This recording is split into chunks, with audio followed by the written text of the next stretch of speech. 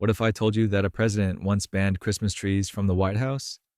Or that another president received a 1,400-pound cheese as a gift and invited thousands of people to come eat it? Or that one president's sons literally smuggled a Christmas tree into the executive mansion against direct orders? Presidential Christmases are weird.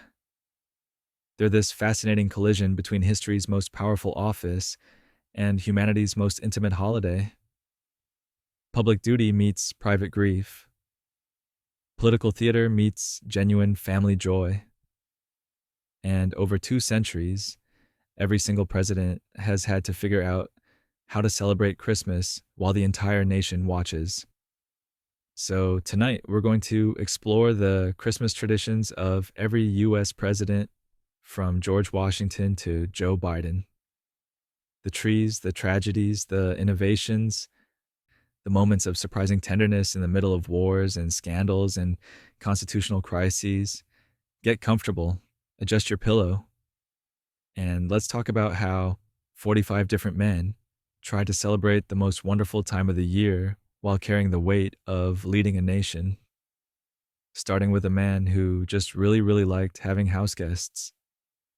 George Washington, Christmas at Mount Vernon. So here's the thing about George Washington and Christmas.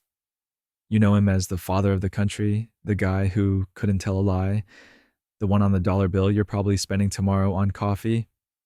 But at Mount Vernon during the Christmas season, he was just a man who really, really liked having people over. Christmas at Mount Vernon wasn't some massive spectacle. It was 1770 something, and the whole commercial Christmas thing hadn't been invented yet. Washington would invite neighbors, family, and basically anyone who happened to be passing through Virginia. The house would fill with guests for days, sometimes weeks. Imagine hosting your extended family for 12 straight days. Now imagine doing it without running water or a microwave to reheat leftovers.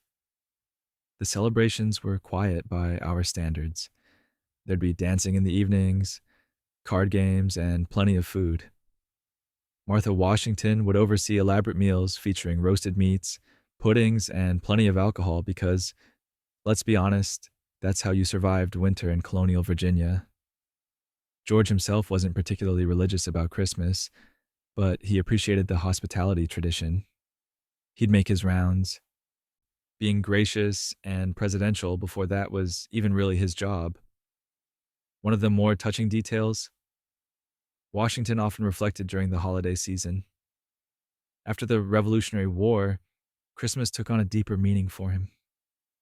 He'd spend time thinking about the soldiers who'd suffered through winter encampments, the ones at Valley Forge who celebrated Christmas 1777 with frozen feet and dwindling hope. The Mount Vernon Christmases were candlelit and warm, filled with the smell of wood smoke and roasting meat, the sound of musicians playing in the parlor. It was hospitality as an art form, quiet and dignified, exactly what you'd expect from a man who was always acutely aware that history was watching him. And speaking of history watching, the next president would celebrate Christmas in a house that wasn't even finished yet. John Adams, the unfinished White House Christmas. John Adams has the distinction of being the first president to spend Christmas in the White House. Congratulations, John. Your prize is a drafty, unfinished mansion in the middle of a swamp. It's 1800, and Adams moves into the executive mansion in November. The place is barely habitable. There are exactly 6 rooms that are even remotely finished. The grand staircase? Not built yet. Heat? Questionable. The whole building smells like wet plaster and disappointed contractors. But it's Christmas, and John and Abigail Adams are going to make the best of it. Abigail Adams, who deserves her own documentary honestly, is trying to keep things normal. She's hanging laundry in the East Room, which will one day host elegant state receptions, but is currently functioning as the world's most prestigious drawing room. Picture the future site of presidential galas, currently decorated with John's stockings and Abigail's petticoats. The Adams family keeps their Christmas celebration small and private. They're both from New England, where Puritan traditions still influenced holiday observances. Christmas wasn't the huge commercial event it would become. For the Adamses, it was more about quiet reflection, maybe some modest gift giving, definitely some letter writing because John Adams could not stop writing letters even if you paid him. There's something almost cozy about their first White House Christmas, despite the chaos. They're in this massive, unfinished house, but they're together. Abigail's pragmatic about the whole situation. She writes to her daughter describing the house's problems with the kind of dry wit that makes you wish she'd written a comedy special. The cold seeps through the walls, the fires barely heat the cavernous rooms, but they survive it, establishing a tradition of presidential Christmases in Washington that would continue for centuries. Of course, not everyone approached the holidays with quite such New England restraint. Thomas Jefferson, books, wine, and Monticello hospitality. Thomas Jefferson loved Christmas the way he loved everything else, intellectually, enthusiastically, and with an oddly specific level of detail that would probably make him insufferable at modern dinner parties. At Monticello, Christmas wasn't a single day. It was a season. Jefferson would fill his house with a family, friends, and visitors from late December through early January. The man collected people the way some folks collect stamps, except his collection included scientists, artists, philosophers, and that random cousin who always showed up uninvited. Jefferson's Christmas gifts were very on brand. Books. Lots of books. He'd carefully select volumes for friends and family, often with lengthy inscriptions explaining why he chose that particular book. Imagine unwrapping your Christmas present and it's accompanied by a 3-page essay. Dear nephew, I gift you this treatise on agricultural reform because I've observed your interest in crop rotation and believe this French author's perspective will expand your understanding of.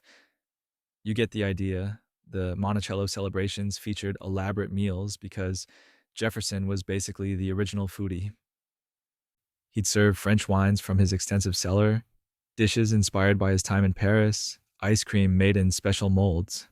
This is the same man who later introduced macaroni and cheese to America.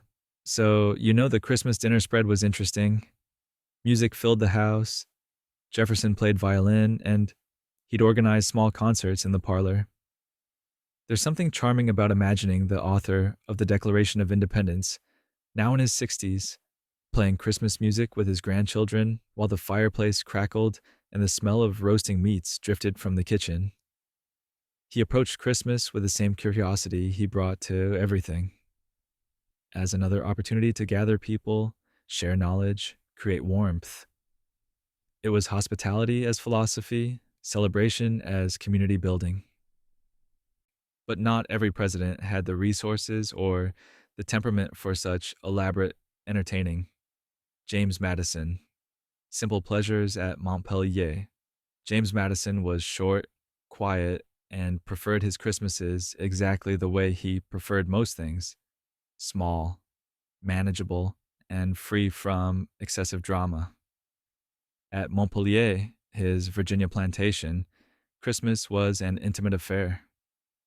We're talking early 1800s now. Madison and his wife Dolly had very different social energies. Dolly could work a room like a modern PR professional.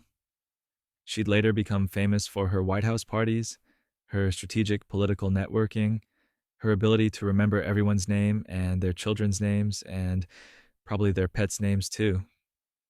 James, meanwhile, would have been perfectly content reading by the fire with maybe 3 people present. Maximum. Christmas at Montpelier reflected a compromise between these personalities. There'd be close friends and family, but not the sprawling weeks-long gatherings that Jefferson hosted down the road. The celebrations featured good food, warm fires, and conversation. Madison loved a good conversation. He could discuss constitutional law or agricultural theory with equal enthusiasm, which sounds boring until you realize he was genuinely fascinating once he got comfortable. The Montpellier Christmases were marked by simplicity. No elaborate decorations, no grand gestures, just the quiet comfort of familiar faces, traditional foods, and the kind of easy companionship that comes from spending the holidays with people who actually know you. Dolly would ensure everything ran smoothly, that guests felt welcomed, that the house glowed with hospitality. Madison would contribute his own quiet warmth, engaging in fireside discussions that probably somehow ended up being about federalism, even though they started about the weather. There's something appealingly low key about the whole scene. Christmas as it was meant to be, maybe. Simple, warm, focused on genuine connection rather than spectacle. Though spectacle would definitely return to the White House soon enough. James Monroe, elegant White House holidays. James Monroe brought elegance back to White House Christmases, and by elegance we mean fancy French furniture and the kind of entertaining that makes you check your posture just reading about it. Monroe was president from 1817 to 1825, an era known as the era of good feelings, which should tell you something about how low the bar was for good feelings in American politics. His Christmases reflected this optimistic, refined period. The White House, still recovering from being burned by the British in 1814, was being redecorated. Monroe had spent time in France and brought back European tastes in furniture, art, and entertaining. Christmas entertaining during Monroe's presidency became more formal, more structured. There'd be holiday receptions where Washington's political and social elite would gather. The rooms would be lit with candles, everything carefully arranged to project dignity and sophistication. Elizabeth Monroe, the First Lady, was more reserved than her predecessor, Dolly Madison, but she maintained high standards for White House events. The decorations were subtle by modern standards, maybe some evergreen boughs, ribbons, the occasional festive arrangement, but the real decoration was the atmosphere, the glittering conversation, the careful dance of diplomacy and socializing, the sense that you were at the center of something important. Monroe himself was formal but kind. He'd move through the rooms during Christmas receptions, greeting guests with that particular presidential mixture of warmth and reserve. He understood the symbolic importance of these gatherings, how they reinforced the legitimacy and permanence of American democracy. The food at Monroe Christmas events was reportedly excellent. Multiple courses, fine wines, dishes that showed both American abundance and European refinement. It was Christmas as diplomacy, celebration as statecraft. But not every president's son would appreciate such formal traditions. John Quincy Adams, devout and reflective celebrations.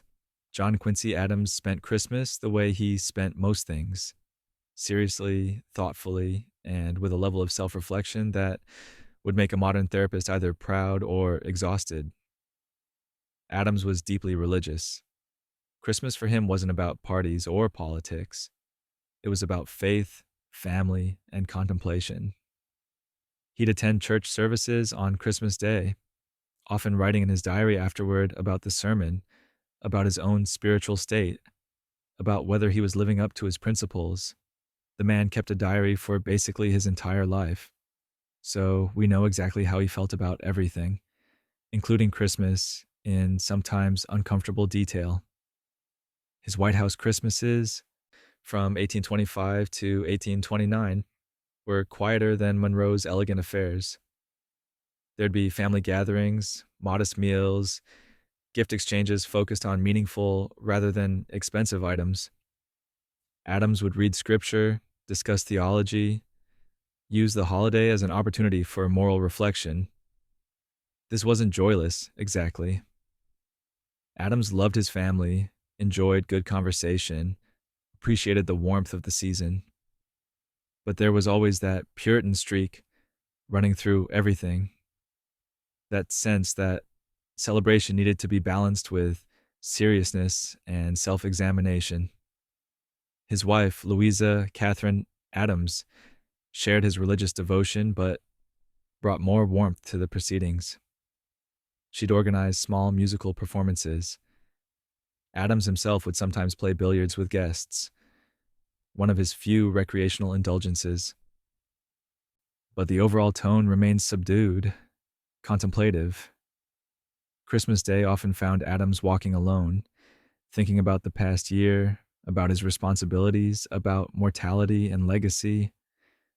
He'd return home to family, to warmth, but those solitary walks reveal something about his character. Introspective, earnest, always questioning whether he'd done enough. The next president would take a dramatically different approach to holiday entertaining. Andrew Jackson, populist parties and giant cheese. Andrew Jackson did not do anything quietly, including Christmas. Old Hickory brought a rowdy populist energy to White House holidays that probably made the building's previous occupants roll in their graves. Jackson was president from 1829 to 1837, and his Christmases reflected his famous open-door policy. Anyone could show up. Literally anyone. Politicians, farmers, traders, people who just wandered in from the street. The White House during Jackson's presidency was less palace and more very public community center.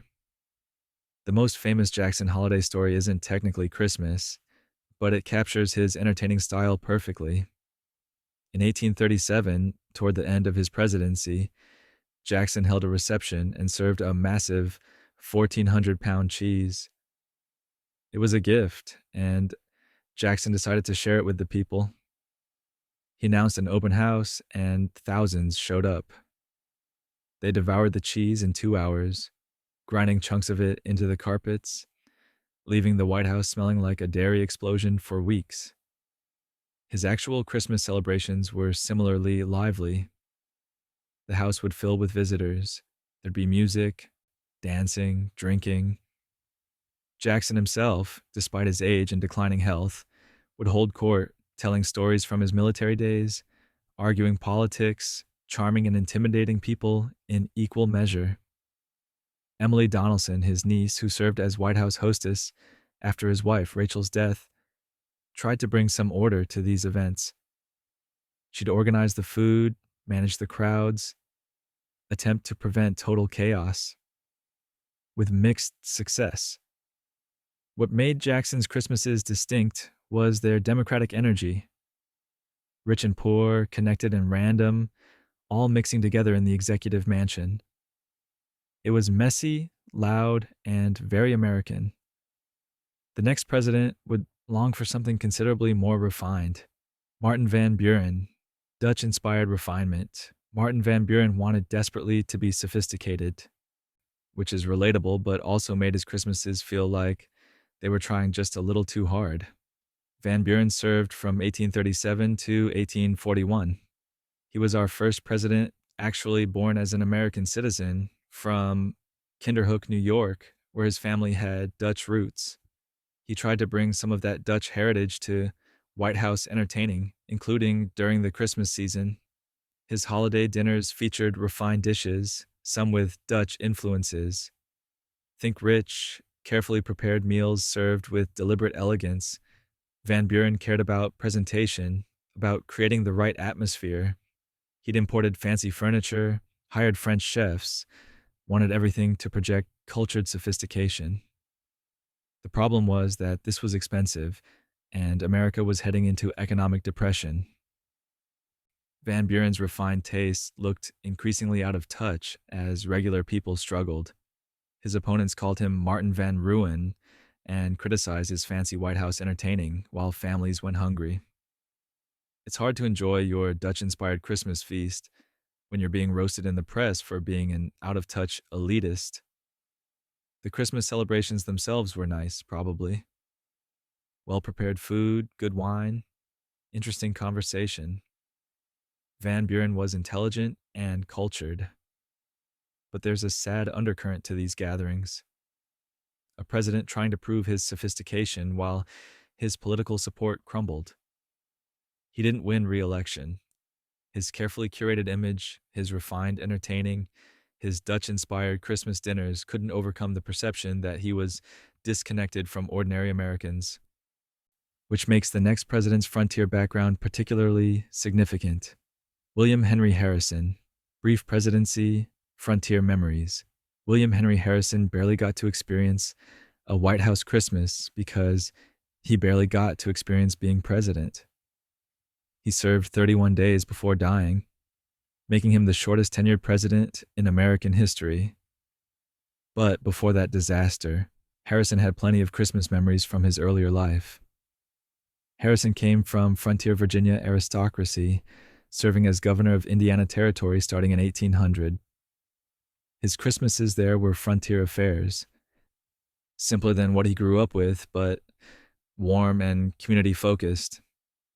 Fort log cabins decorated with evergreen boughs, simple meals featuring game and whatever crops had been stored, gatherings where neighbors would travel long distances to celebrate together. The 1800 presidential campaign made a big deal of Harrison's frontier credentials, painting him as a humble man of the people despite his actually privileged background. The log cabin and hard cider campaign was basically all mythology, but Harrison did spend real time on the frontier, and those Christmases left their mark. His military service meant some Christmases were spent in camp, leading soldiers, maintaining morale during winter months. Christmas in military circumstances meant finding small ways to create warmth and celebration in difficult conditions. Special rations, brief respites from duty, reminders of home. Harrison's 1841 inauguration was in March. He gave the longest inaugural address in history, in the cold, without a coat, because he wanted to prove his vigor. He caught pneumonia and died in April. He never experienced a White House Christmas as president, never got to combine his frontier memories with presidential responsibility. It's one of history's sadder what-ifs. But his vice president would get plenty of White House Christmases. John Tyler, the president who married in the White House.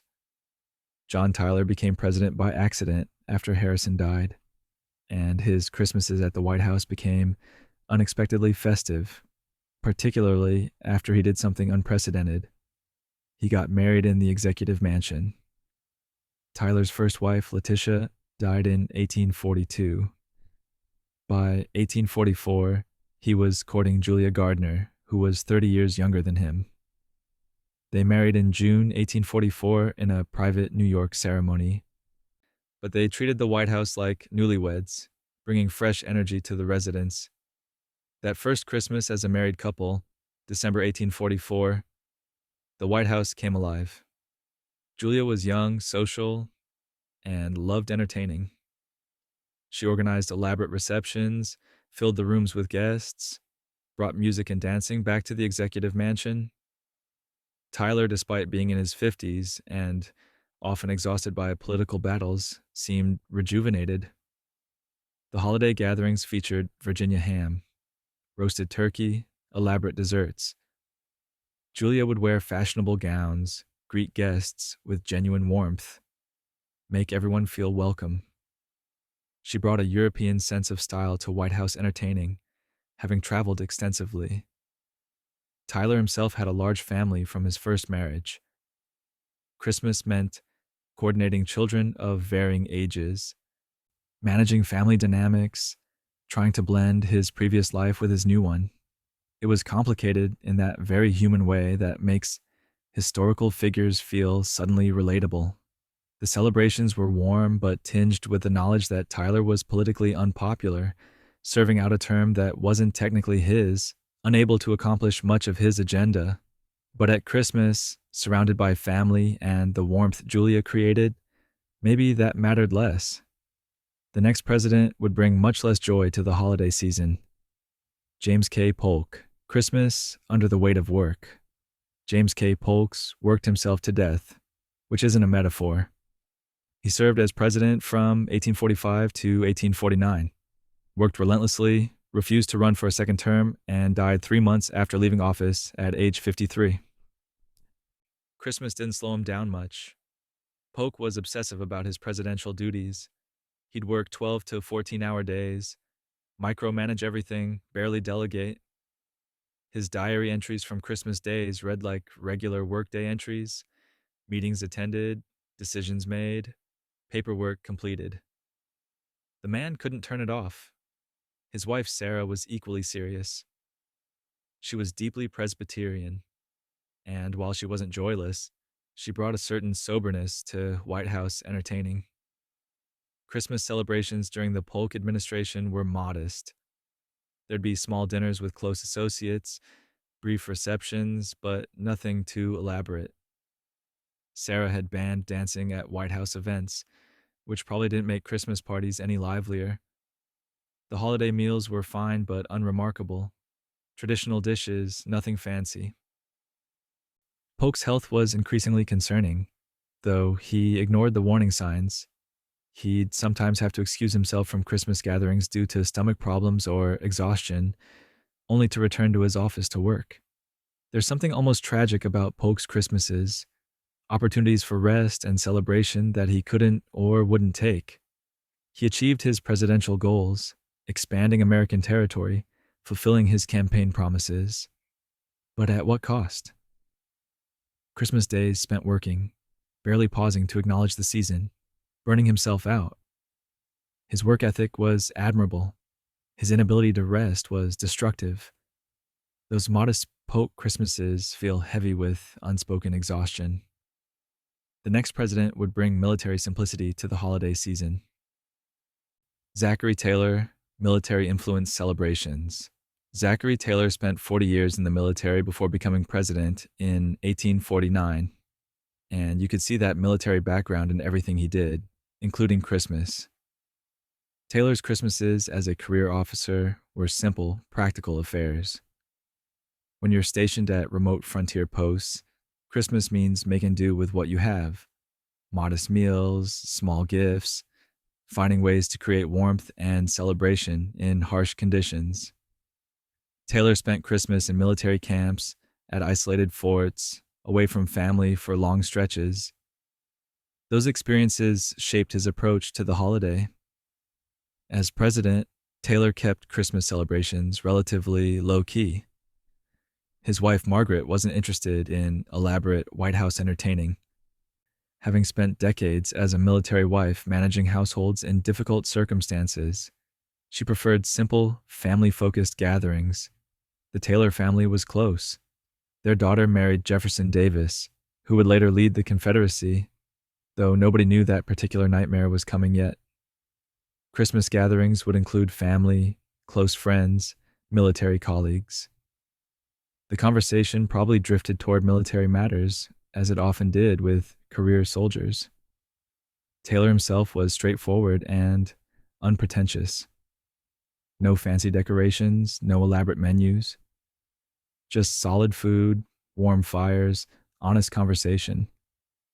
It was Christmas through a military lens, uncomplicated, focused on the basics, finding joy without excess. His presidency was brief, lasting just 16 months before he died in July 1850 after eating cherries and milk at a July 4th celebration, which sounds made up but isn't.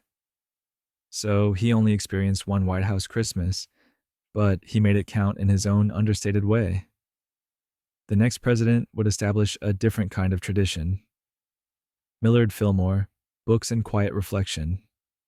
Millard Fillmore has the misfortune of having possibly the funniest presidential name, which overshadows his actual accomplishments, including establishing the White House Library and bringing a love of reading to presidential Christmases.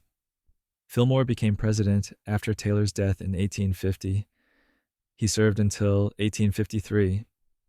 His Christmases were quiet, intellectual affairs. Fillmore loved books.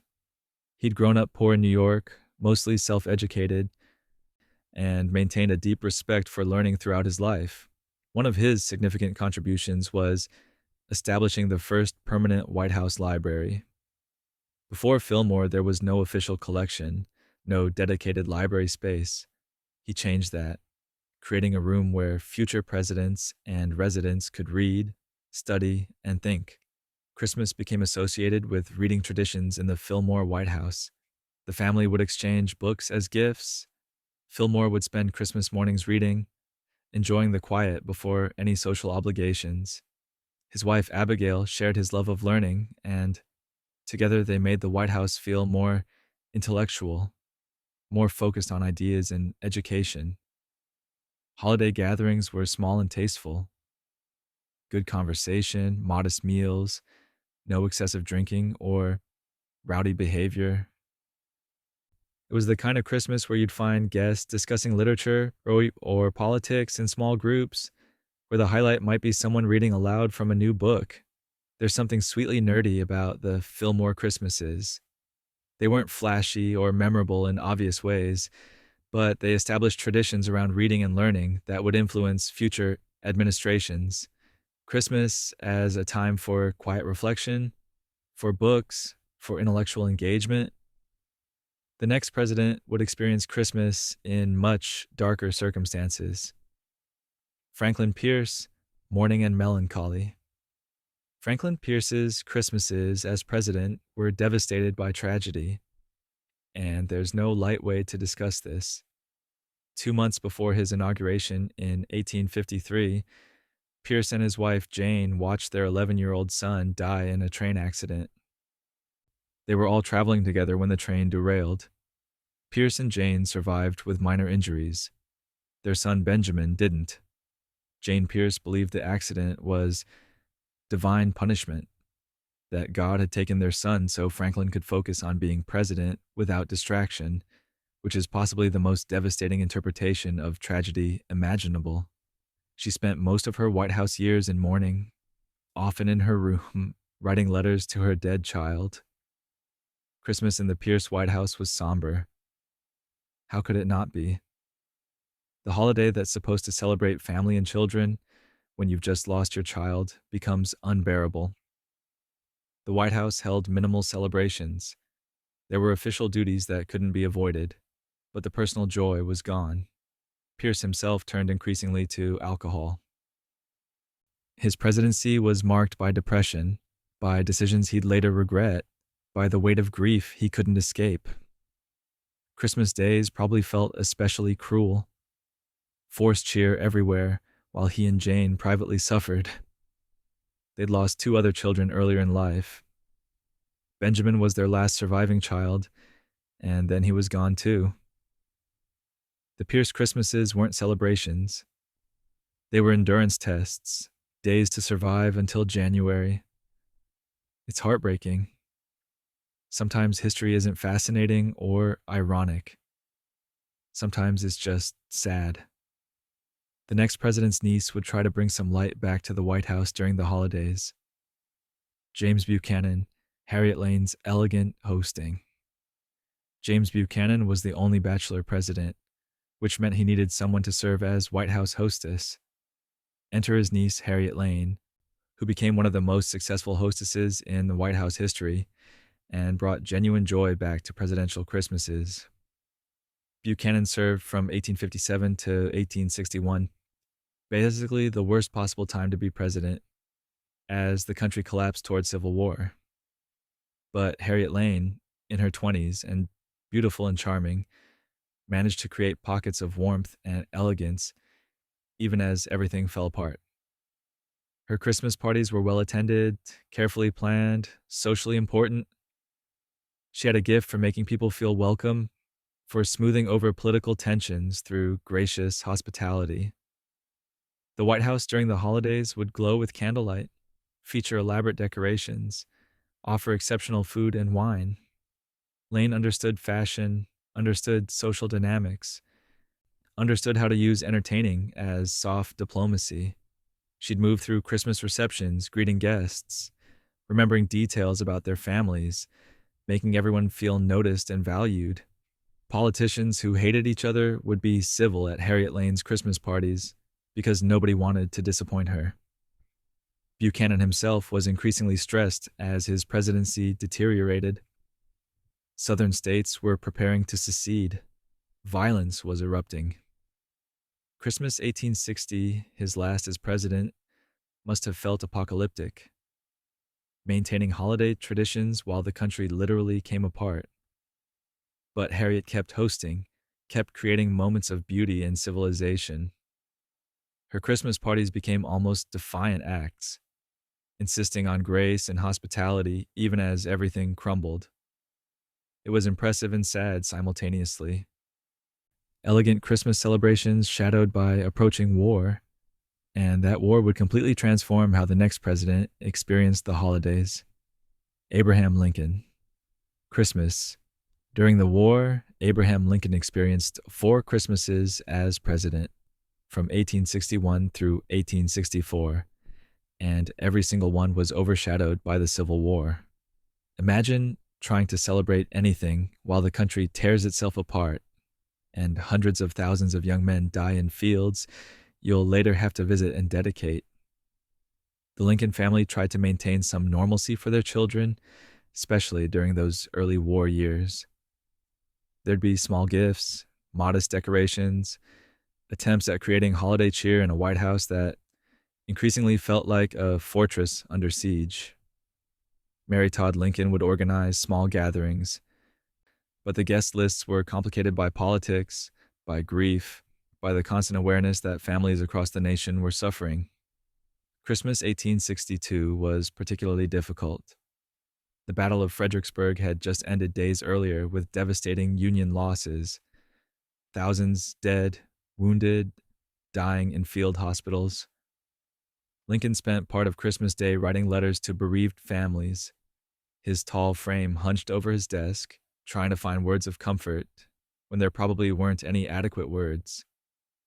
One of the most touching Lincoln Christmas traditions involved visits to military hospitals. He'd go, often on Christmas Day or the days surrounding it, to see wounded soldiers.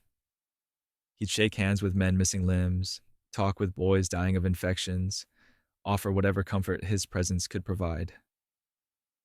Mary would sometimes accompany him, bringing small gifts, trying to brighten desperately dark circumstances.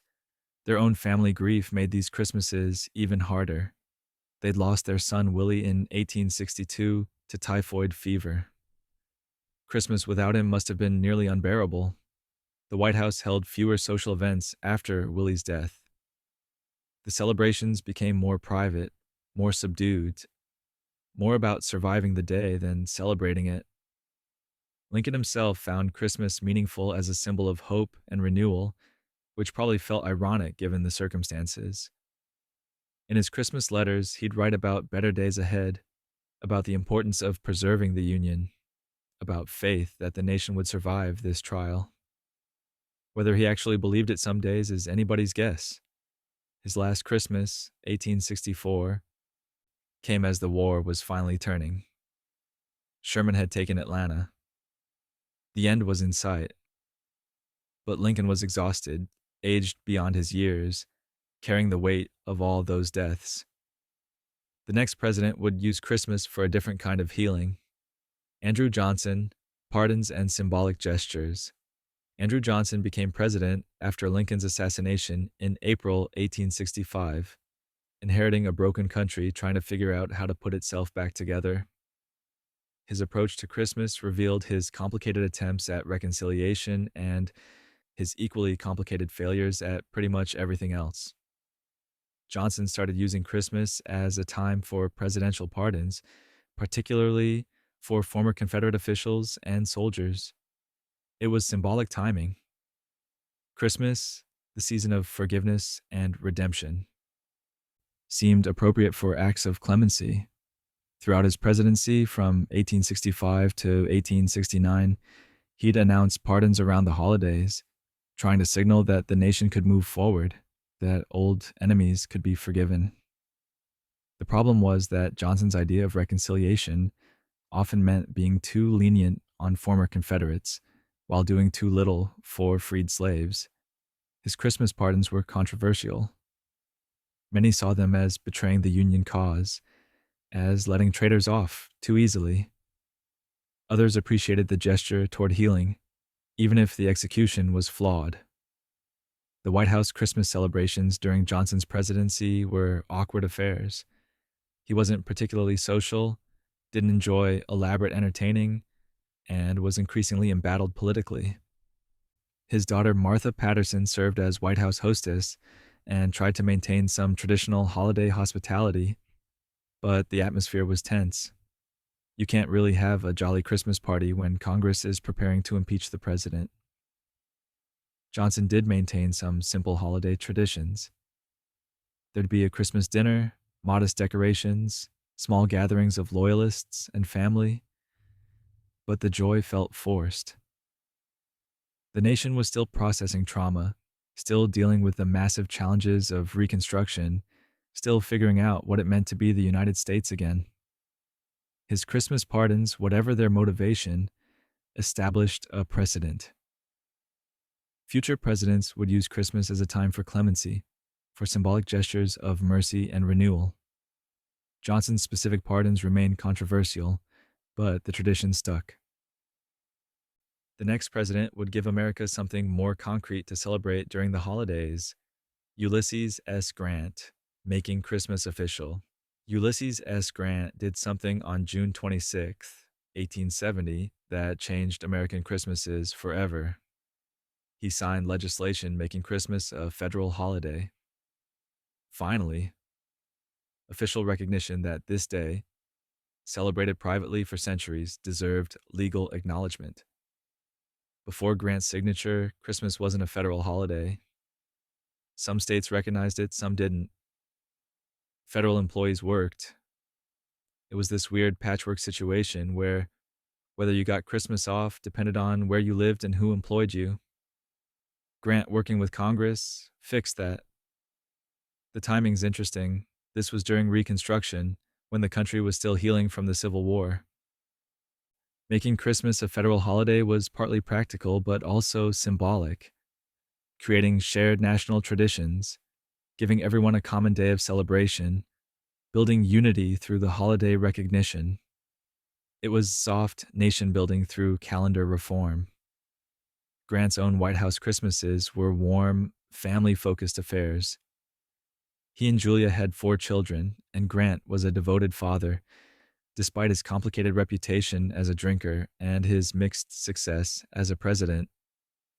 Christmas at the Executive Mansion during Grant's tenure from 1869 to 1877 featured elaborate decorations, good food, and lots of family activity. Julia Grant loved entertaining and was good at it.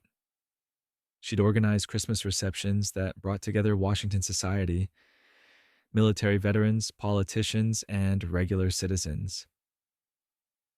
The Grant Christmases had a warmth that had been missing during Johnson's awkward presidency. People actually wanted to attend these events. Grant himself would make his rounds during Christmas parties, shaking hands, sharing stories from the war, being more relaxed than he was in most public settings. He was more comfortable in social situations with Julia by his side, and Christmas gave him an excuse to be personable without the usual political pressures. The food at Grant Christmas events was reportedly excellent. Multiple courses, fine wines, rich desserts. They'd serve everything from oysters to roasted meats to elaborate puddings. It was abundance and celebration after years of war and deprivation. His gift to America, that federal holiday designation, mattered more than any single White House party. Grant made Christmas official. The next president would bring things back down to earth with simpler celebrations.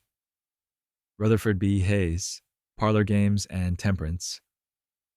Rutherford B. Hayes and his wife Lucy brought a very specific energy to White House Christmases: wholesome, family-oriented, and completely alcohol-free. Lucy Hayes was known as Lemonade Lucy because she banned alcohol at White House events, which probably made Christmas parties significantly less festive for certain guests. Hayes served from 1877 to 1881, after the most controversial election in American history, which doesn't seem possible, but somehow 1876 managed it. He lost the popular vote, but won through an electoral commission in a process that made everyone angry. So his White House Christmases had an extra layer of awkwardness. Half the country thought he shouldn't be there. But the Hayes family ignored the controversy and celebrated Christmas with genuine warmth.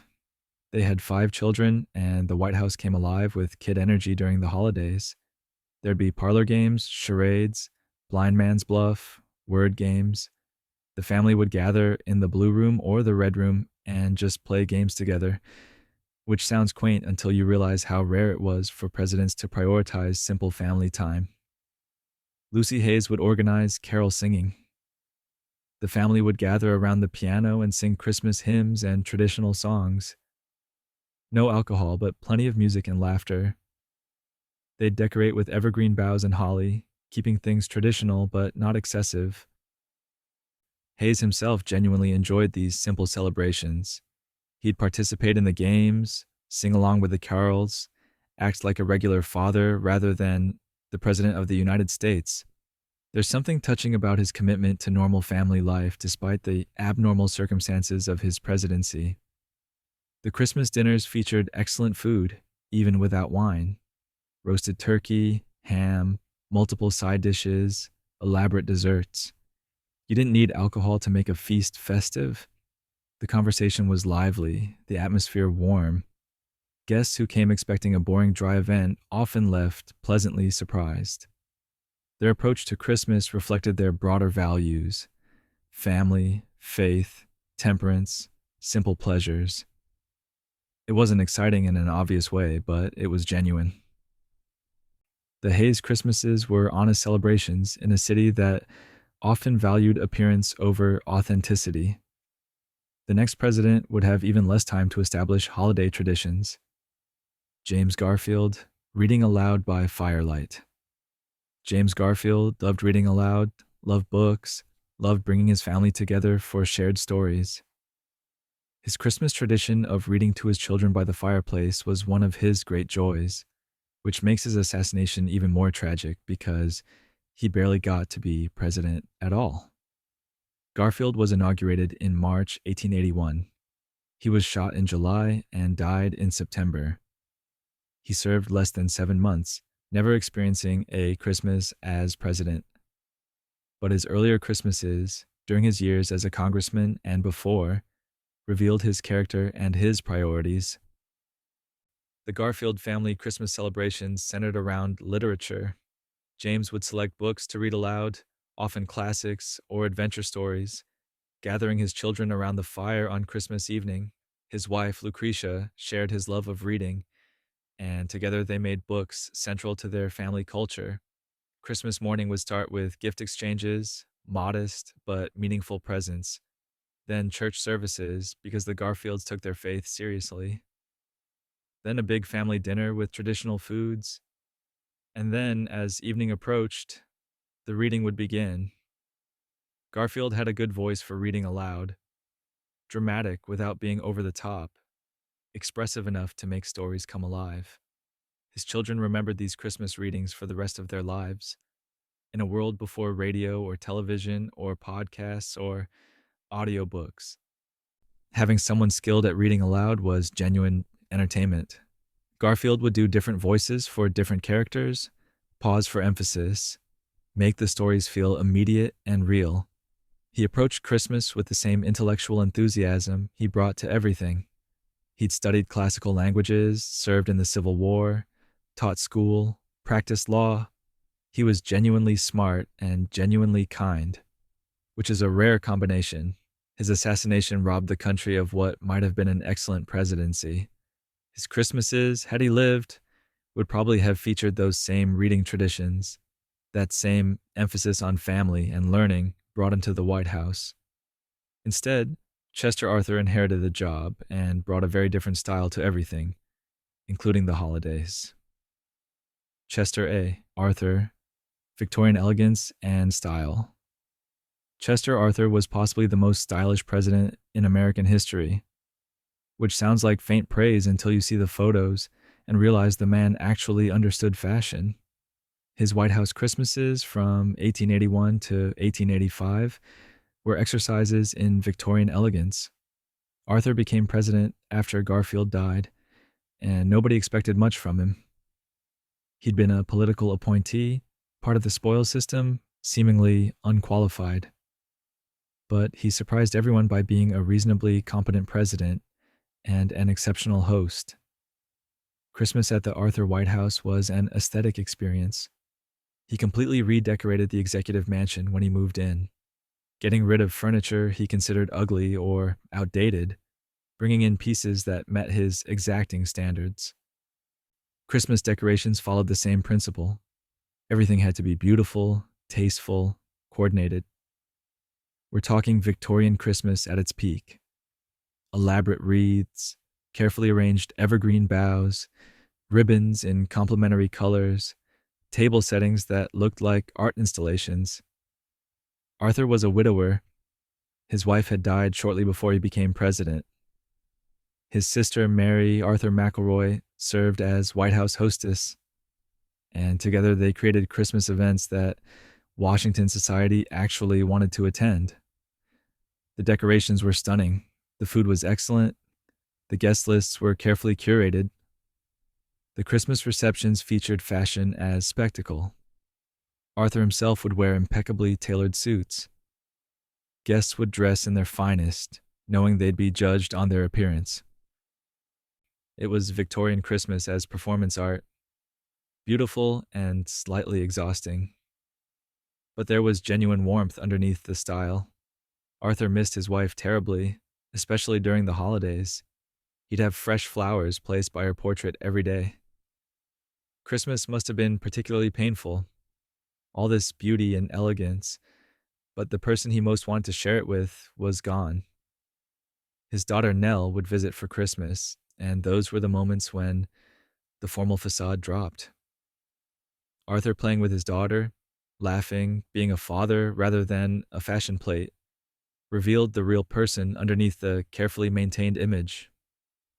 The next president would bring a completely different energy, one filled with children and chaos. Grover Cleveland, electric lights, and young daughters. Grover Cleveland did something unprecedented during his presidencies, plural, because he's the only president to serve 2 non-consecutive terms, 1885 to 1889 and 1893 to 1897. But his most memorable Christmas innovation came during that second term, when he became one of the first people to use electric Christmas lights in the White House. We're talking 1895 here. Electric lighting is still relatively new and definitely fancy. Cleveland had electric lights strung on the White House Christmas tree, which must have looked magical and possibly terrifying. Imagine seeing a tree lit with electricity for the first time when you're used to candles. The tree glowing without fire, without smoke, just pure light. It was futuristic and festive simultaneously. Cleveland's Christmases were particularly special because he had young daughters. He'd married Frances Folsom in 1886 during his first term. She was 21 and he was 49, which is a concerning age gap by modern standards, but Victorian America was different. They had 5 children together, and his later White House Christmases centered around them. Watching your children experience Christmas is different from experiencing it yourself. Cleveland, previously a bachelor who approached the presidency with grim determination, softened considerably as a father. Christmas became about Ruth and Esther and Marion, about making the holidays magical for them, about creating memories they'd treasure. The White House during Cleveland's second term featured more decorations than ever before.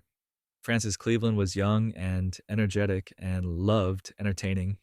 She'd organize elaborate Christmas receptions, fill the rooms with greenery and lights, create an atmosphere of warmth and celebration.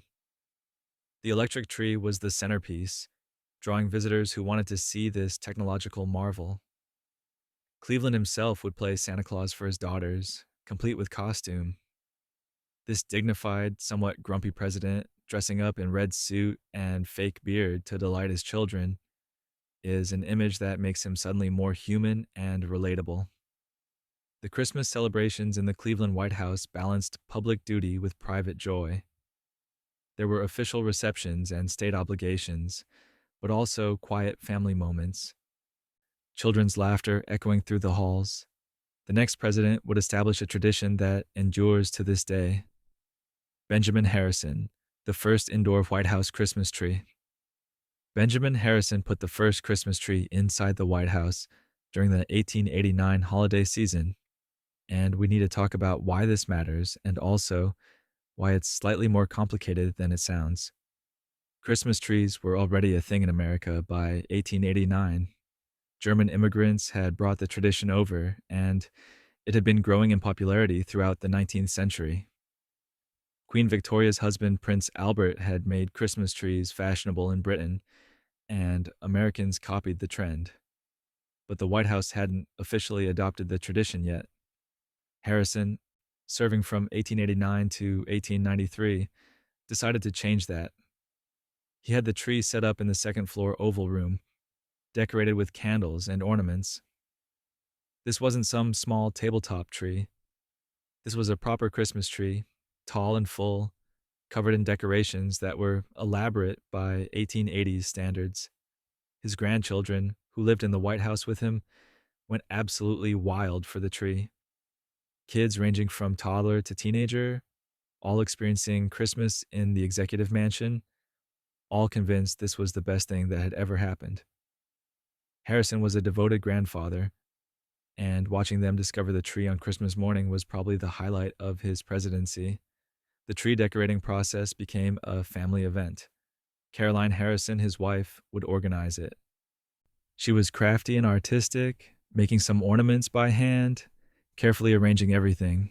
The children would help, hanging ornaments on lower branches, arguing about placement, doing all the normal kid things that make holiday decorating simultaneously wonderful and chaotic. Caroline unfortunately died during Harrison's presidency, during his final year in office. That last Christmas without her must have been devastating. The tree still went up, probably for the grandchildren's sake, but the joy was diminished. Christmas traditions continuing after loss, creating meaning through familiar rituals even when your heart isn't in it. Harrison's indoor White House Christmas tree established a precedent. Future presidents would continue the tradition, making it as much a part of presidential life as the State of the Union address or pardoning turkeys, though the next president would experience Christmas through the lens of profound loss.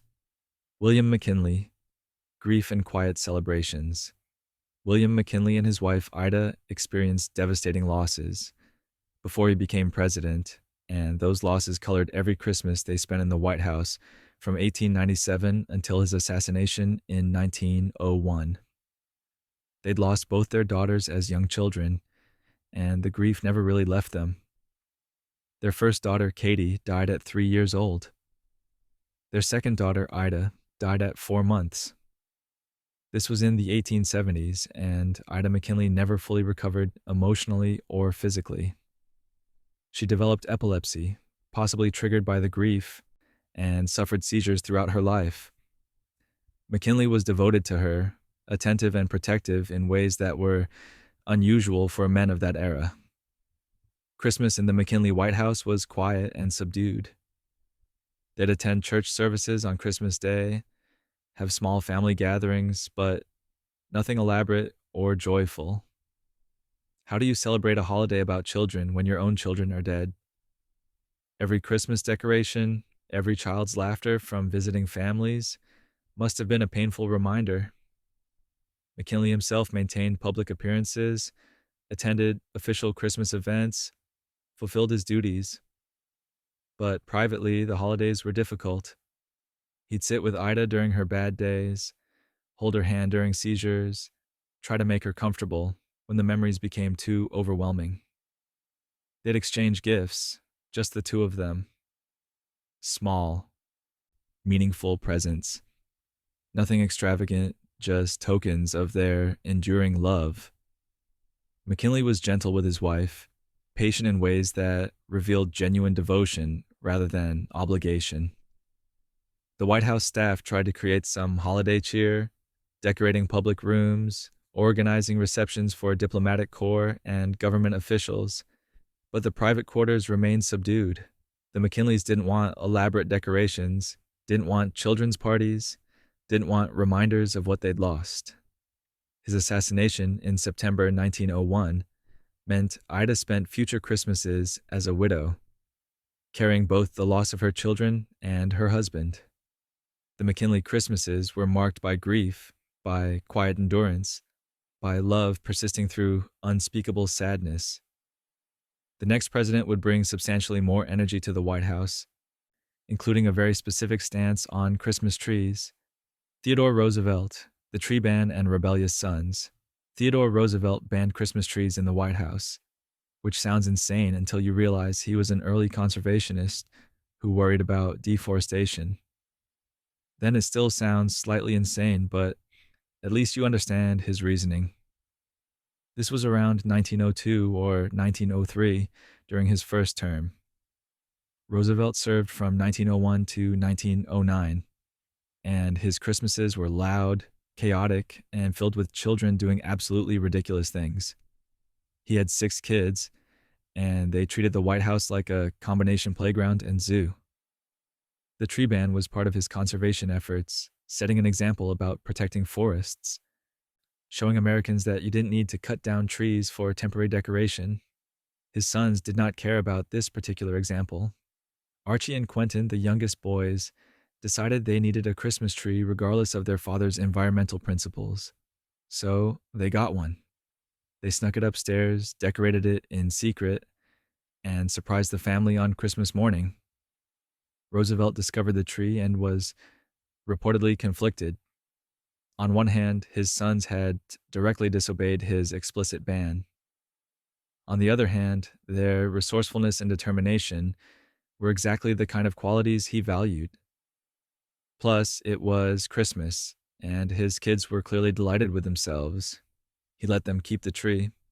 The ban quietly disappeared in subsequent years, possibly because Roosevelt realized that symbolic gestures matter less than actual conservation policy, or possibly because arguing with his children about Christmas trees wasn't worth the energy. The Roosevelt White House Christmases were absolute chaos in the best way. The children would slide down the main staircase on serving trays. They'd have pillow fights. They'd hide presents in increasingly elaborate locations. Roosevelt himself would participate, playing with his kids, roughhousing, being an enthusiastic father. The Christmas dinners were massive affairs with extended family, political allies, friends, and basically anyone Roosevelt liked. The conversation was loud and wide-ranging, covering everything from politics to natural history to current books. Roosevelt talked constantly, sharing his latest enthusiasms, dominating discussions with his famous energy. The next president would bring a very different temperament to the holiday season. William Howard Taft, family feasts and sliding children. William Howard Taft was large, jovial, and loved food, which made him perfect for Christmas. His White House celebrations from 1909 to 1913 featured massive holiday meals and children sledding down the hallways, because apparently that was just a thing presidents' kids did in the early 20th century. Taft weighed over 300 pounds at various points in his presidency. He wasn't embarrassed about it, and his appetite was legendary. Christmas dinner at the Taft White House was an event. Multiple courses, enormous portions, traditional dishes prepared perfectly. Turkey, ham, roasted vegetables, rich gravies, elaborate desserts. The meal would last hours, with Taft clearly enjoying every minute. His wife Helen had suffered a stroke shortly after he became president, which affected her ability to speak and participate fully in White House activities. She slowly recovered, but it cast a shadow over their first years in the executive mansion. Christmas became one of the occasions when she'd make special efforts to participate, to be present for the family celebrations. The Taft children were close in age to the Roosevelt children, and they'd picked up some of the same habits. Sliding down White House corridors became a tradition. They'd use whatever they could find: cardboard trays, creating makeshift sleds, and racing through the halls. Taft would watch, amused, occasionally warning them about being careful without actually stopping the chaos. Christmas at the Taft White House was warm and familial. There'd be gift exchanges, carol singing, the tree decorated by the children with Helen supervising. Taft himself would read Christmas stories to his kids, his deep voice filling the room, making everything feel safe and comfortable. He approached Christmas with the same good nature he brought to most things. Taft wasn't a particularly successful president. He never really wanted the job, was pressured into it by Roosevelt and his wife. But he loved being a father and husband, and Christmas gave him permission to focus on those roles rather than presidential duties. The next president would use Christmas to establish new traditions of official communication. Woodrow Wilson, official Christmas cards from the White House. Woodrow Wilson sent the first official Christmas cards from the White House as president, establishing a tradition that continues today. This was around 1913 or 1914, early in his first term, and it was part of Wilson's broader approach to presidential communication and image management. Wilson served from 1913 to 1921, through World War I, through his own health collapse, through massive historical changes. But before all that drama, he was establishing Christmas traditions that would outlast his presidency. The Christmas cards were carefully designed, featuring presidential seals and official imagery. They went to diplomats, political figures, friends, supporters. It was a way of extending presidential good wishes while also maintaining important relationships. Very Wilson, combining genuine sentiment with strategic communication. His first wife, Ellen, died in August 1914, which made that Christmas devastating. Wilson was grief-stricken, struggling to function. The White House staff tried to maintain some holiday normalcy, but Wilson himself was lost. Christmas without Ellen felt impossible. He remarried in December 1915 to Edith Galt after a whirlwind courtship that scandalized some people who thought it was too soon. That Christmas was different. New marriage, new beginning, trying to rebuild his life while leading a nation on the brink of war. The Wilson Christmas celebrations were more subdued than Roosevelt's or Taft's. Wilson was intellectual and serious, not particularly playful. There'd be small family gatherings, church services, quiet gift exchanges. He'd work on Christmas Day if necessary, which was often. His health problems would worsen later in his presidency, making even simple celebrations exhausting. The wartime Christmases were particularly heavy. 1917 and 1918, with American soldiers fighting in Europe, made any presidential celebration feel awkward. How do you enjoy Christmas when young men are dying in trenches? Wilson would address this tension in public statements, acknowledging the difficulty while encouraging Americans to find hope. The next president would bring music and normalcy back to White House Christmases. Warren G. Harding, Music and Normalcy. Warren G. Harding loved music, loved entertaining, and used Christmas as an opportunity to fill the White House with both. His presidency from 1921 to 1923 was brief and ultimately scandalous, but his Christmases were genuinely warm and musical. Harding could play several instruments and genuinely enjoyed music. The White House during the Christmas season would feature performances, musicians invited to play, sing, entertain. Harding himself would sometimes join in, playing cornet or saxophone, participating in the celebration rather than just observing. His wife Florence had strong opinions about White House entertaining and made sure Christmas events were well organized and impressive. She'd coordinate decorations, manage guest lists, ensure everything ran smoothly. The Harding Christmases felt accessible and friendly, less formal than some previous administrations. The 1921 Christmas was Harding's first as president, and he used it to project a sense of normalcy after the intense Wilson years. World War I was over, the nation was trying to return to peacetime life, and Harding's message was basically, let's enjoy ourselves again. The Christmas celebrations reflected this: parties, music, laughter, optimism.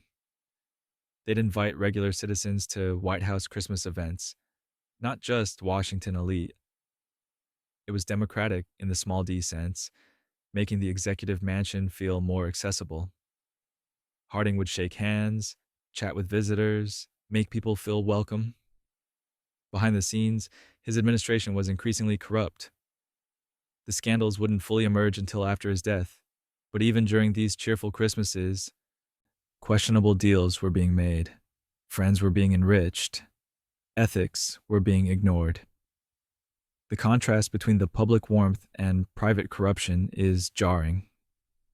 Harding died suddenly in August 1923, possibly of a heart attack, though conspiracy theories about poison persist.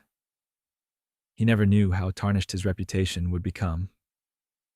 His Christmases, at least, were innocent. Music and goodwill and attempted normalcy. The next president would establish a Christmas tradition that still happens every year.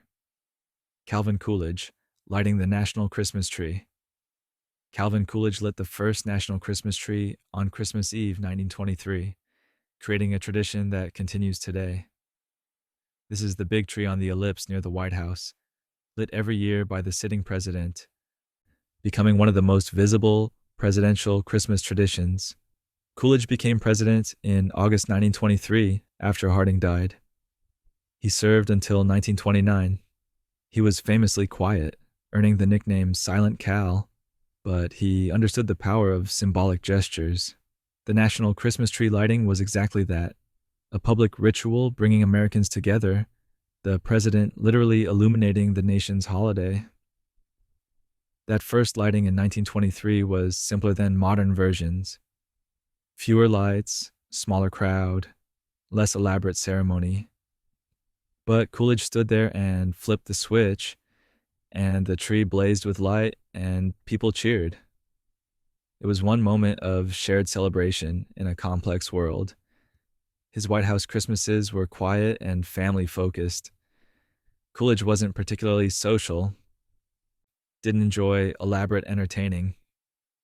He and his wife Grace would have small gatherings, exchange modest gifts, attend church services. Grace brought more warmth to the proceedings. She was charming and personable in ways that balanced Coolidge's reserve. They'd suffered a devastating loss in 1924 when their teenage son, Calvin Jr., died from an infection after getting a blister playing tennis. The grief transformed both of them. Coolidge later wrote that when his son died, the power and glory of the presidency went with him. Their subsequent Christmases carried that loss, that sense that nothing would ever be quite joyful again. But they maintained traditions, including the national Christmas tree lighting. Coolidge would go through the ceremony each year, standing in the cold, lighting the tree, offering brief remarks. It was duty and ritual and an attempt at creating meaning through repetition. Grace Coolidge tried to keep some holiday cheer alive for her surviving son and for herself. She'd decorate, organize small celebrations, find moments of light in the darkness. The Coolidge Christmases after Calvin Jr.'s death were exercises in endurance and gentle resilience. The next president would emphasize charity and children during the holiday season. Herbert Hoover. Christmas parties for Washington's children. Herbert Hoover became president in 1929, just in time for the Great Depression to destroy the economy and his political legacy. But before everything went horribly wrong, and even as things were actively going wrong, Hoover maintained a Christmas tradition that revealed his better angels, hosting parties for underprivileged children in Washington. This wasn't performative charity, though it certainly had public relations value. Hoover genuinely believed in helping children. He'd spent years working in relief efforts, particularly feeding European children after World War I. Christmas parties for Washington's neediest kids became an annual tradition throughout his presidency from 1929 to 1933. The White House would be decorated specifically for these events. Trees, lights, candy, presents. Children from orphanages and poor neighborhoods would arrive, often in their best clothes, which weren't very good clothes, and they'd be treated to a party that probably seemed magical.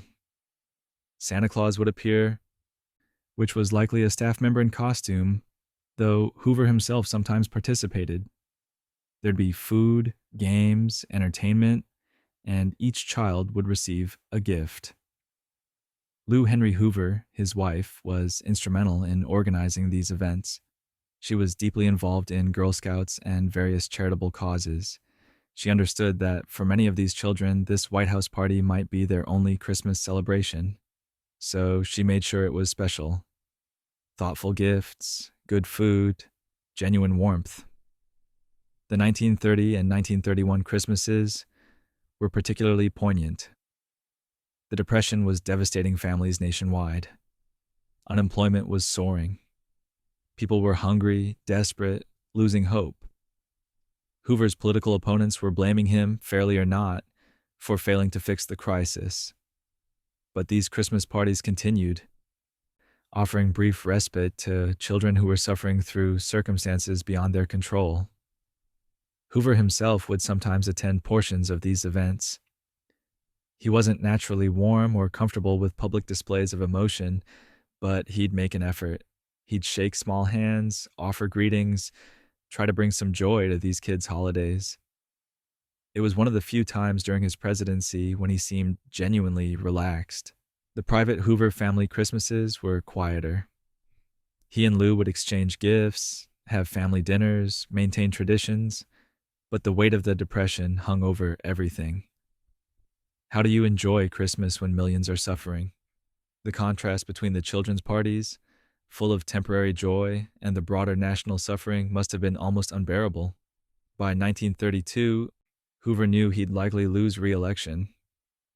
That final White House Christmas carried the bitterness of defeat and failure, softened only slightly by those children's parties and the knowledge that he'd tried, even if his efforts were insufficient. The next president would transform how Americans experienced Christmas through his voice and his leadership during even darker times. Franklin D. Roosevelt, Fireside Chats, and Wartime Christmas. Franklin Roosevelt served longer than any president, from 1933 to 1945, which means he experienced more White House Christmases than anyone else, 12 in total.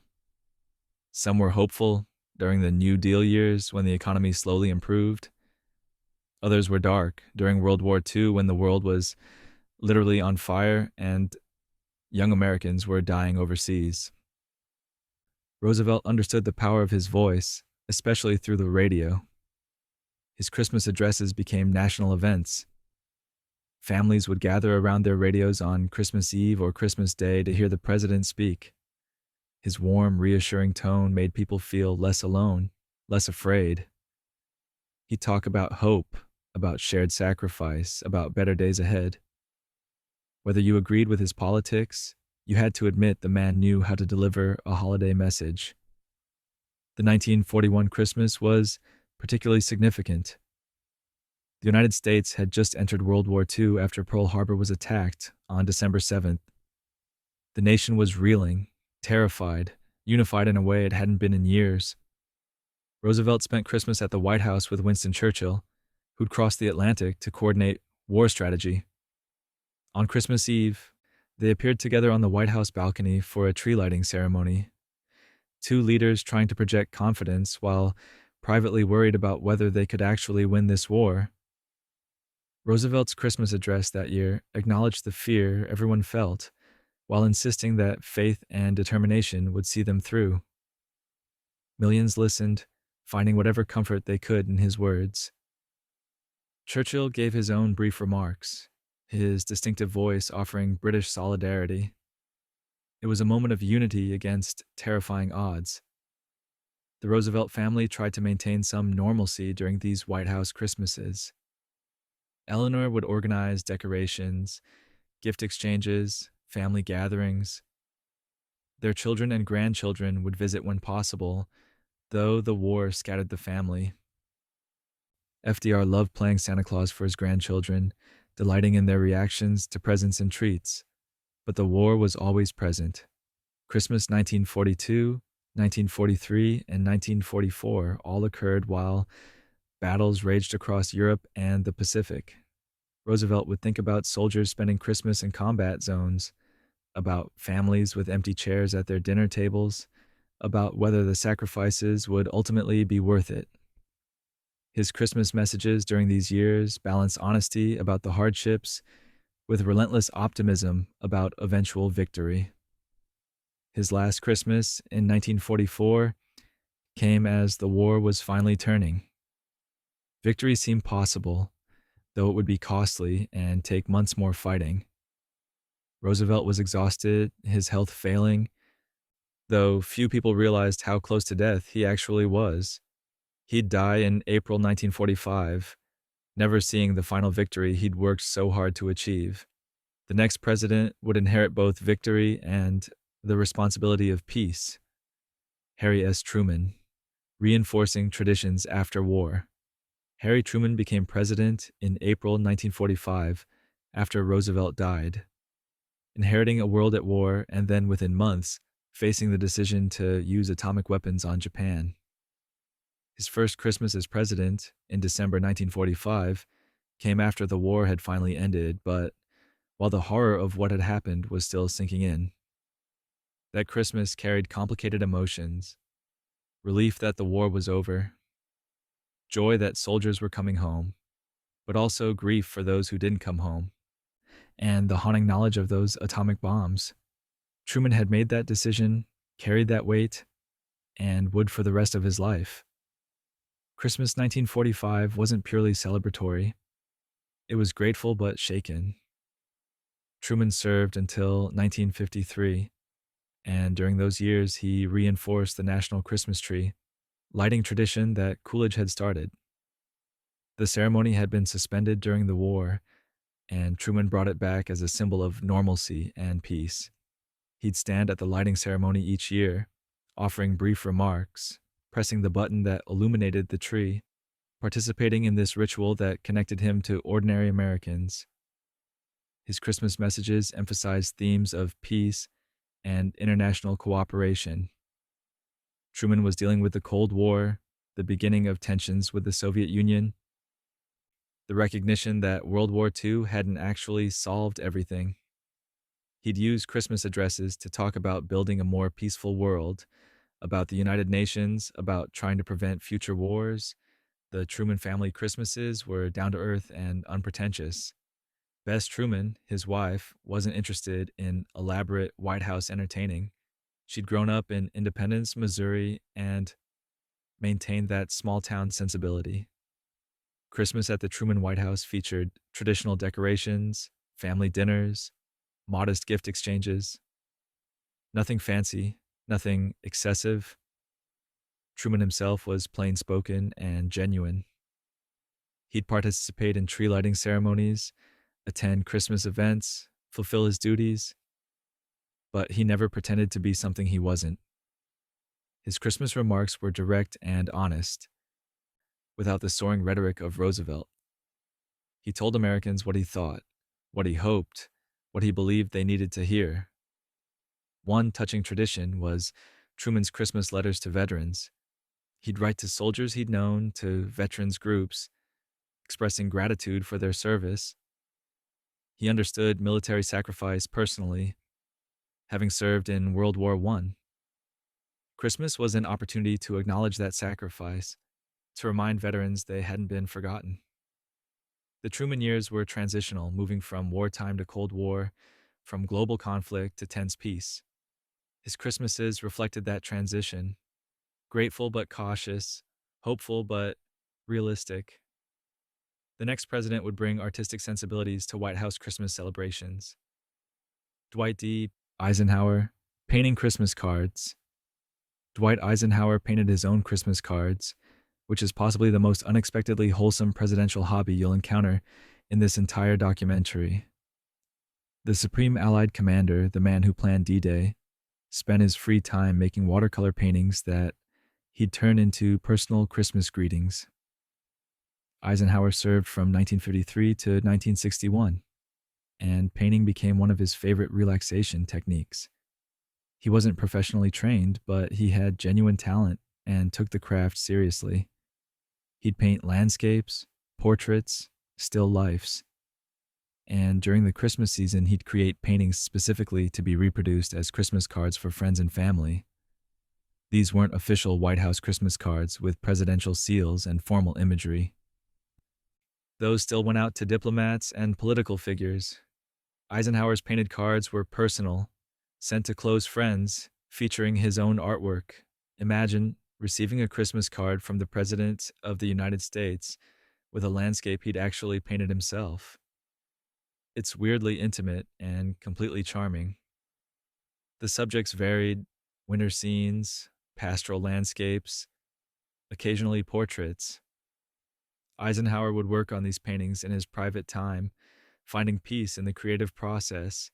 His wife, Mamie, supported his hobby, understanding that we needed outlets beyond the constant pressure of presidential duties. The White House Christmases during the Eisenhower years were warm and family oriented. Mamie loved decorating and would oversee elaborate holiday preparations. The executive mansion would glow with lights and ornaments, featuring multiple trees and festive arrangements throughout the public rooms. Mamie's approach was traditional but enthusiastic, creating a Christmas atmosphere that felt both elegant and welcoming. The Eisenhower grandchildren would visit for the holidays, and Ike clearly delighted in their presence. He'd play with them, tell them stories, be a grandfather rather than a president. Those moments probably mattered more to him than any state dinner or diplomatic reception. Christmas also meant the National Christmas Tree lighting ceremony, which by the 1950s had become a major event. Eisenhower would attend, offer remarks about peace and goodwill, light the tree. His messages during these ceremonies often referenced his military background, his understanding of war's cost, his hopes for lasting peace during the Cold War. The contrast between Eisenhower, the military leader, and Eisenhower, the hobbyist painter, reveals interesting complexity. He contained multitudes, the capacity for strategic warfare, and the desire to create art, the weight of nuclear decisions, and the pleasure of painting Christmas cards for friends. The next president would bring glamour and cultural sophistication to White House Christmases. John F. Kennedy, Jackie's Theme Trees and Camelot Christmas, John Kennedy's Christmases from 1961 to 1963 are inseparable from Jackie Kennedy's influence, particularly her famous themed Christmas trees that transformed White House holidays decorating into something approaching high art. Jackie brought sophisticated taste to everything she touched. For Christmas 1961, she chose a Nutcracker Suite theme, decorating the Blue Room tree with ornaments inspired by the ballet. There were toy soldiers, sugar plum fairies, characters from the story, all carefully coordinated in a way that made the tree a cohesive, artistic statement, rather than just a decorated evergreen. This was revolutionary for White House Christmas decorating. Previous administrations had beautiful trees, but Jackie approached decoration as an opportunity for storytelling and aesthetic expression. Each ornament connected to the theme. The color palette was intentional. The overall effect was magical, like stepping into the ballet itself.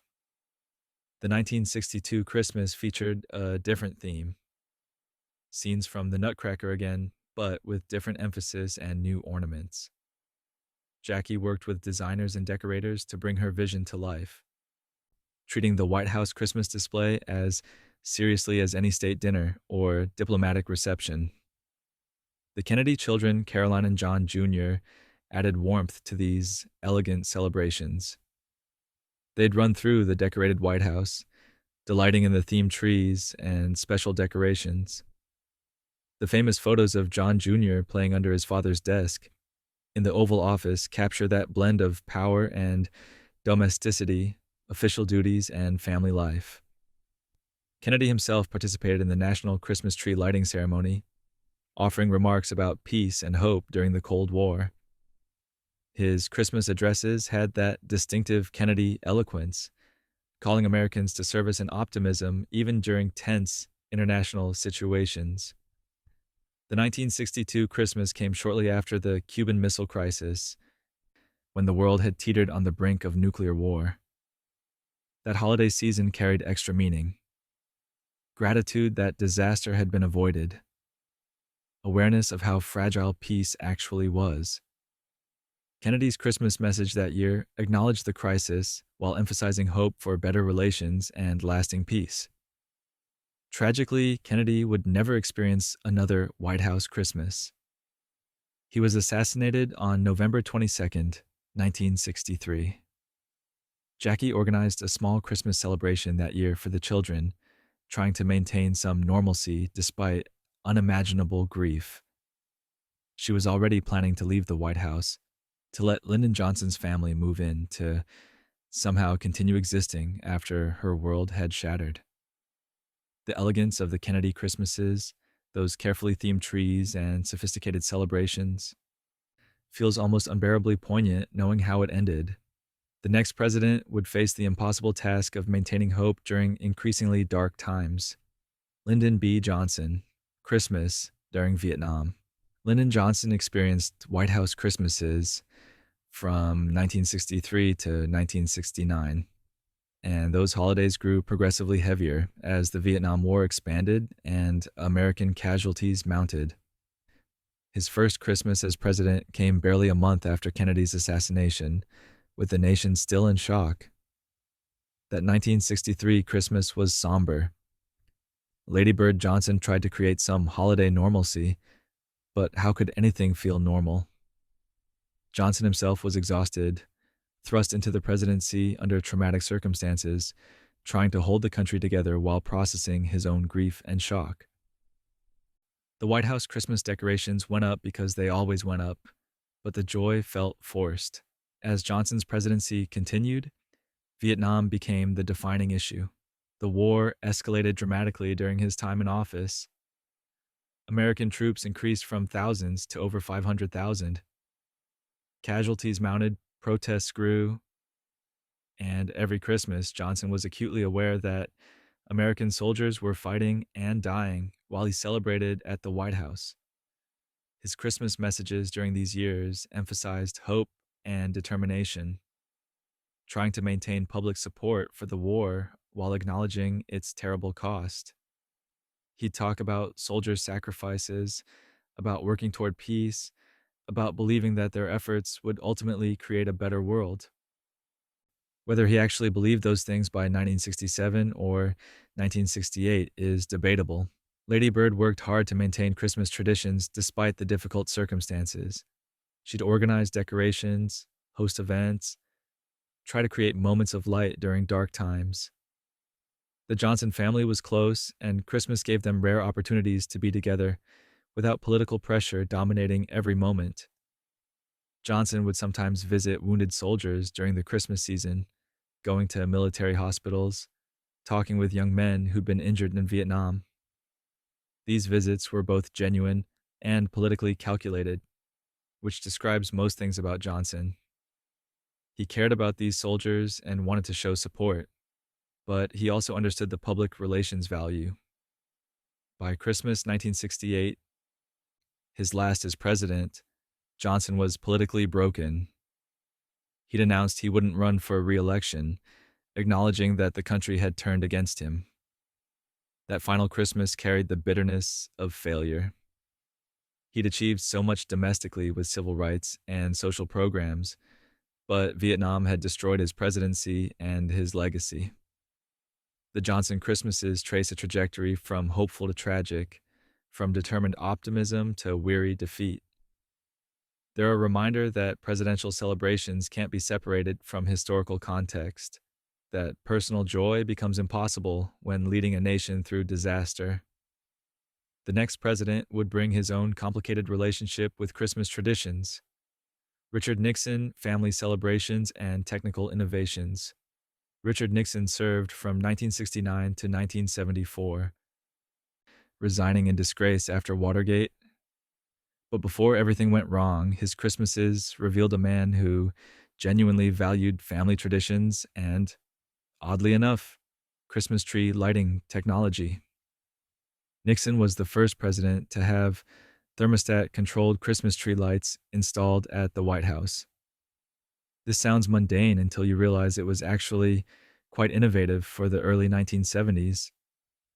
The system would automatically adjust the lights based on ambient temperature and time of day, preventing fire hazards while maintaining consistent illumination. Nixon, despite not being particularly technologically minded, approved this modernization. His family Christmases were traditional and warm. Pat Nixon was an excellent First Lady who doesn't get enough credit, and she brought genuine care to White House entertaining and decoration. The Christmas displays during the Nixon years were elaborate, featuring multiple trees throughout the executive mansion, each decorated beautifully. Pat would oversee everything personally, making sure each detail was perfect. The Nixon family itself was close. Their daughters Tricia and Julie were young adults during his presidency, and they'd return home for Christmas, bringing their husbands, creating multi-generational celebrations. Nixon clearly relaxed around his family in ways he never did publicly. Photos from Nixon family Christmases show him smiling genuinely, playing with his daughters, being a father and grandfather, rather than the awkward defensive politician he appeared to be in public. Christmas Eve, 1972, is particularly memorable. Nixon had just won re-election in a massive landslide. The Paris Peace Accords would be signed in January, supposedly ending American involvement in Vietnam. That Christmas probably felt triumphant. Political success, impending peace, family gathered, everything seemingly going right. Of course, Watergate was already unfolding, though the full scope wasn't yet public. Within 2 years, Nixon would resign. His Christmas messages during this period emphasized themes of peace and unity. He'd attend the National Christmas Tree lighting, offer remarks about bringing the nation together, talk about hope for the future. The irony, given what we now know about his involvement in Watergate and other scandals, is striking. The 1973 Christmas was Nixon's last as president, though he didn't know it yet. Watergate was dominating headlines. His approval ratings were collapsing. The presidency was crumbling around him. That Christmas must have felt desperate, maintaining traditions while everything fell apart, trying to protect his family from the incoming disaster, knowing his legacy was being destroyed. The next president would seek refuge from political chaos in quieter Christmas celebrations. Gerald Ford, Camp David, and quiet family time. Gerald Ford became president in August 1974 after Nixon resigned, inheriting a nation exhausted by scandal and deeply distrustful of government.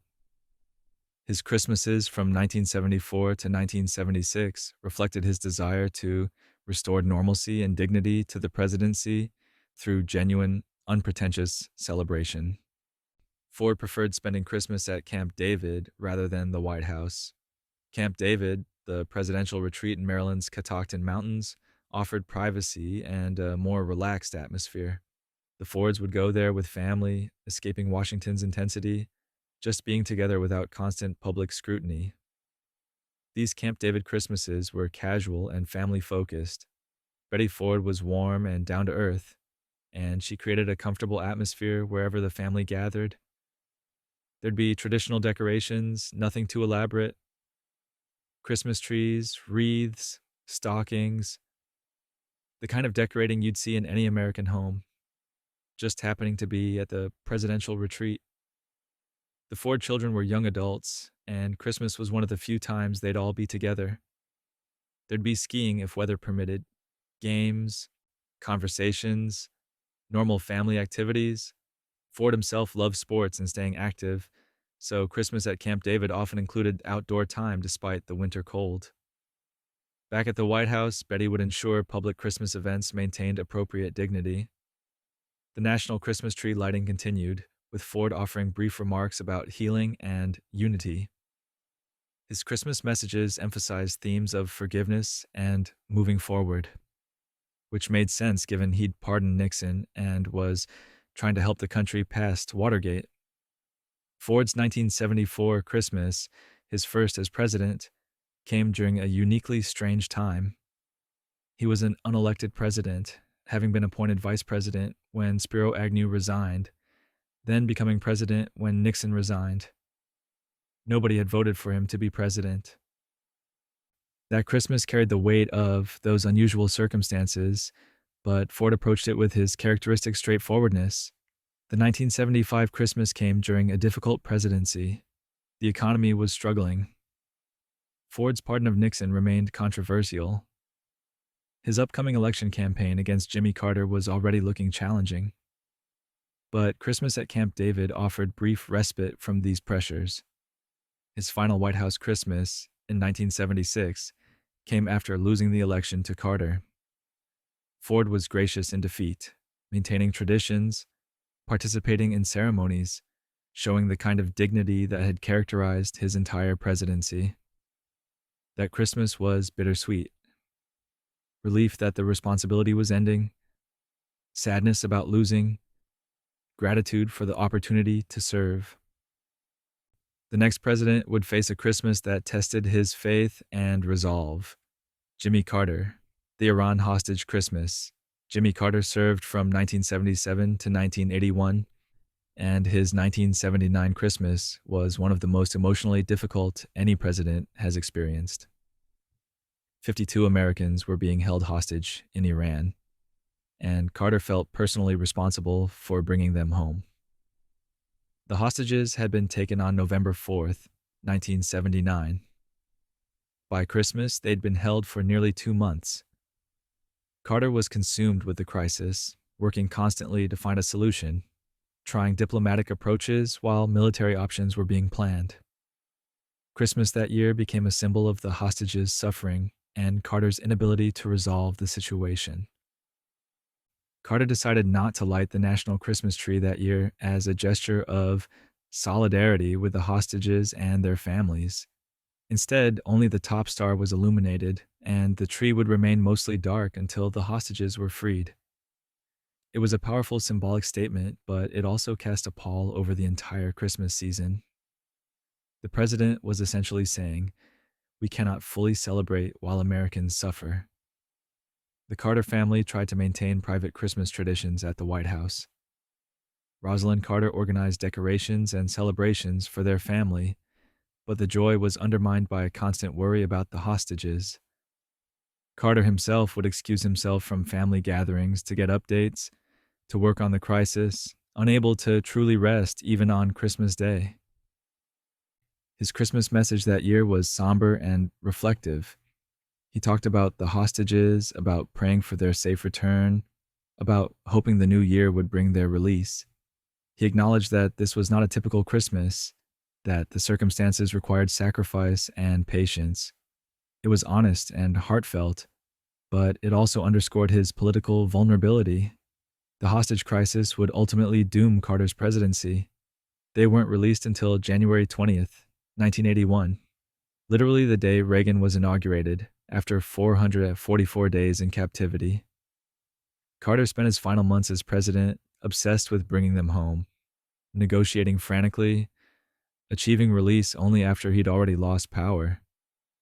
His other White House Christmases were more conventional.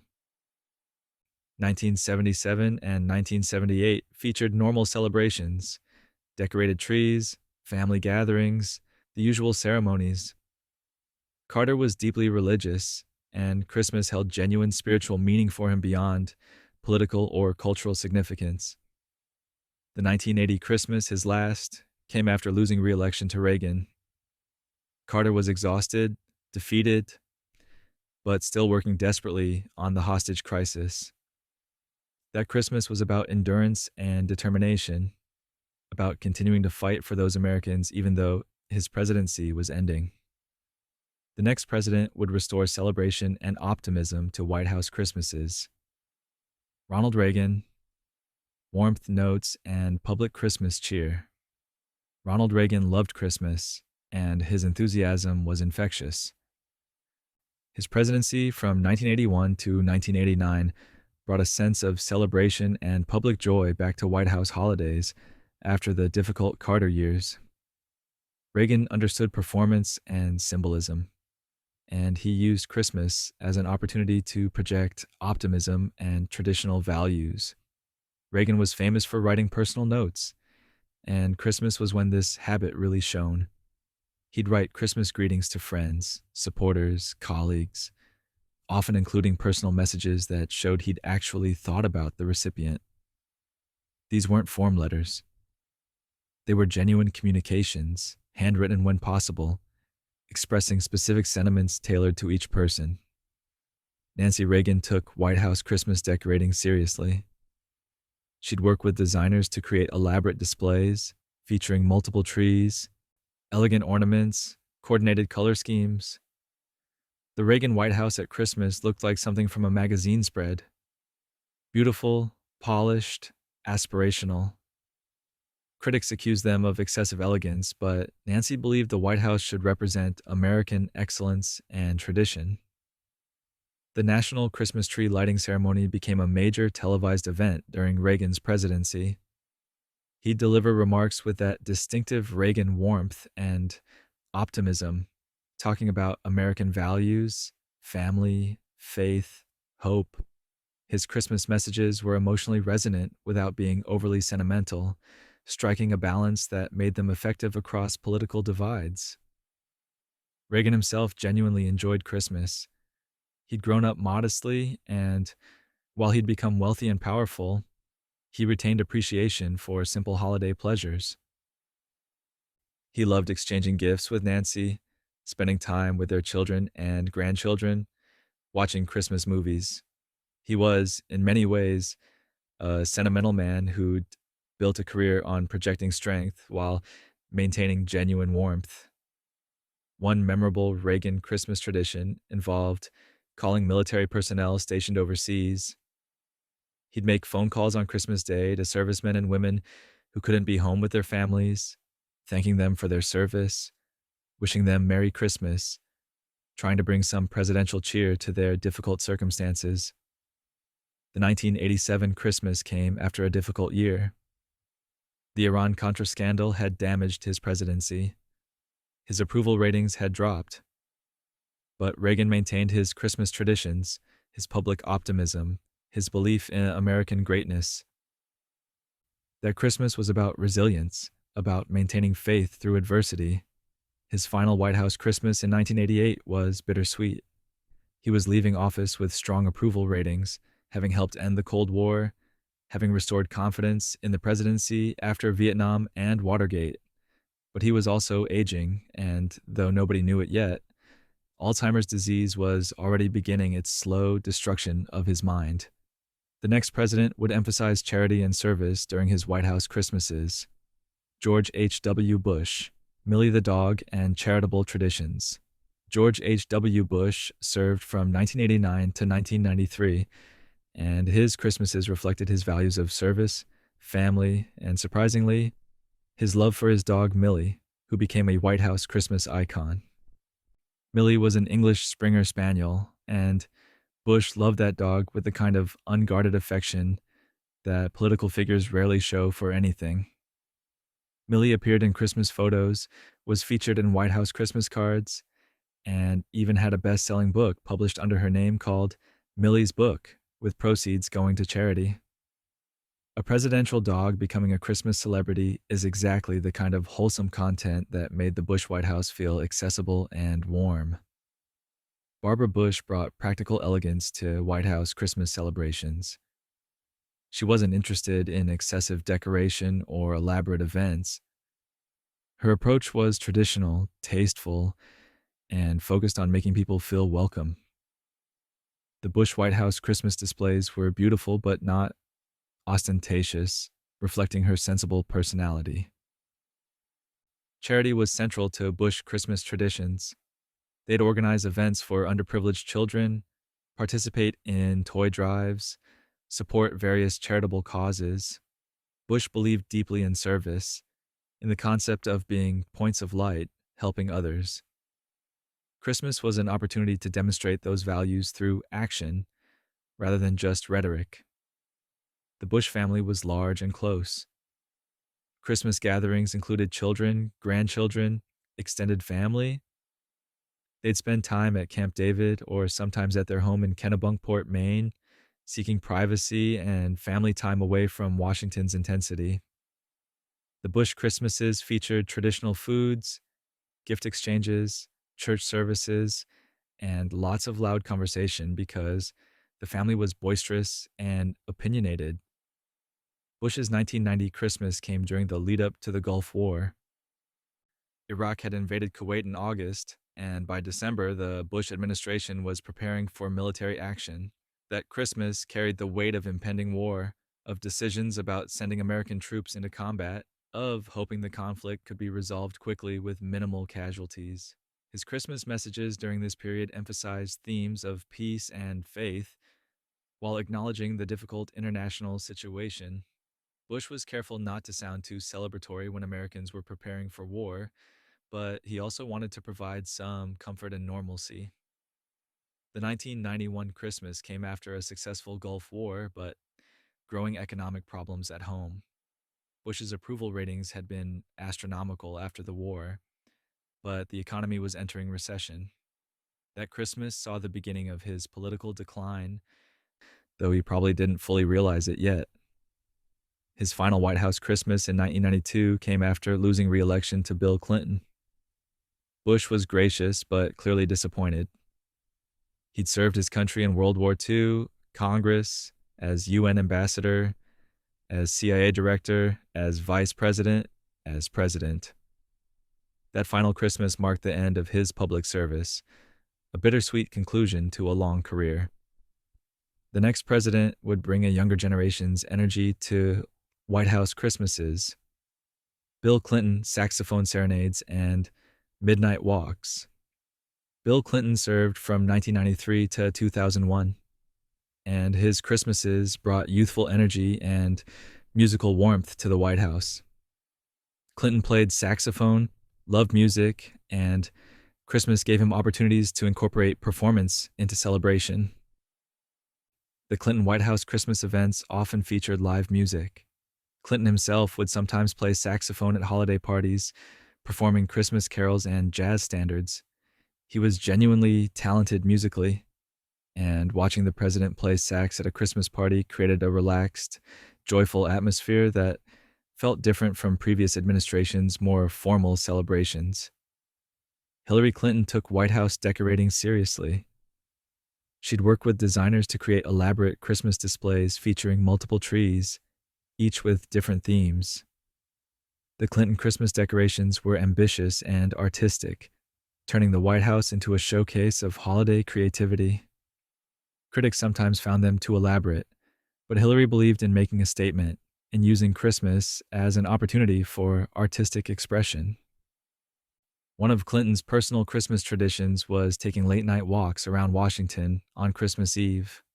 He'd slip away from White House celebrations, walk through the quiet streets, sometimes with Secret Service at a discreet distance, sometimes acknowledging strangers who recognized him, just being alone with his thoughts during a rare, peaceful moment. These walks weren't publicized at the time, but staff and family knew about them. Clinton needed decompression time, needed to process the constant pressure of the presidency. Christmas Eve, when Washington emptied out and the city felt almost peaceful, gave him that opportunity. The Clinton family Christmases included Chelsea, their daughter, and watching her grow up in the White House added warmth to these celebrations. They'd exchange gifts, have family dinners, maintain traditions despite the chaos of public life. Clinton was an attentive father, and Christmas gave him permission to focus on family without political pressures dominating every moment. His 1998 Christmas came during the impeachment process. Clinton had been impeached by the House on December 19, 1998, just days before Christmas. That holiday must have been surreal.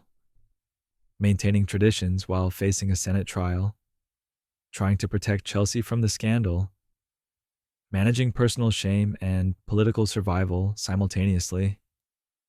Hillary later wrote about how difficult that Christmas was, how they tried to maintain normalcy for Chelsea while privately dealing with the crisis. Clinton himself reportedly found solace in those late night Christmas Eve walks, processing everything alone before returning to family obligations. The 2000 Christmas, his last as president, came after a successful but complicated presidency.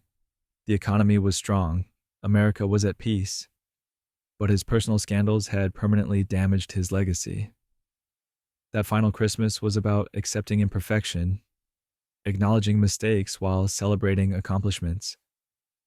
The next president would return to more traditional, religiously grounded Christmas celebrations. George W. Bush, First Lady themes and Texas traditions. George W. Bush served from 2001 to 2009, and his Christmases reflected Texas traditions, strong religious faith, and Laura Bush's influence as a thoughtful First Lady who brought intelligence and warmth to holiday planning. Laura Bush established a tradition of themed White House Christmas decorations, similar to Jackie Kennedy's approach, but with different aesthetic sensibilities. Each year would have a specific theme. One year, Home for the Holidays. Another year, A Season of Stories.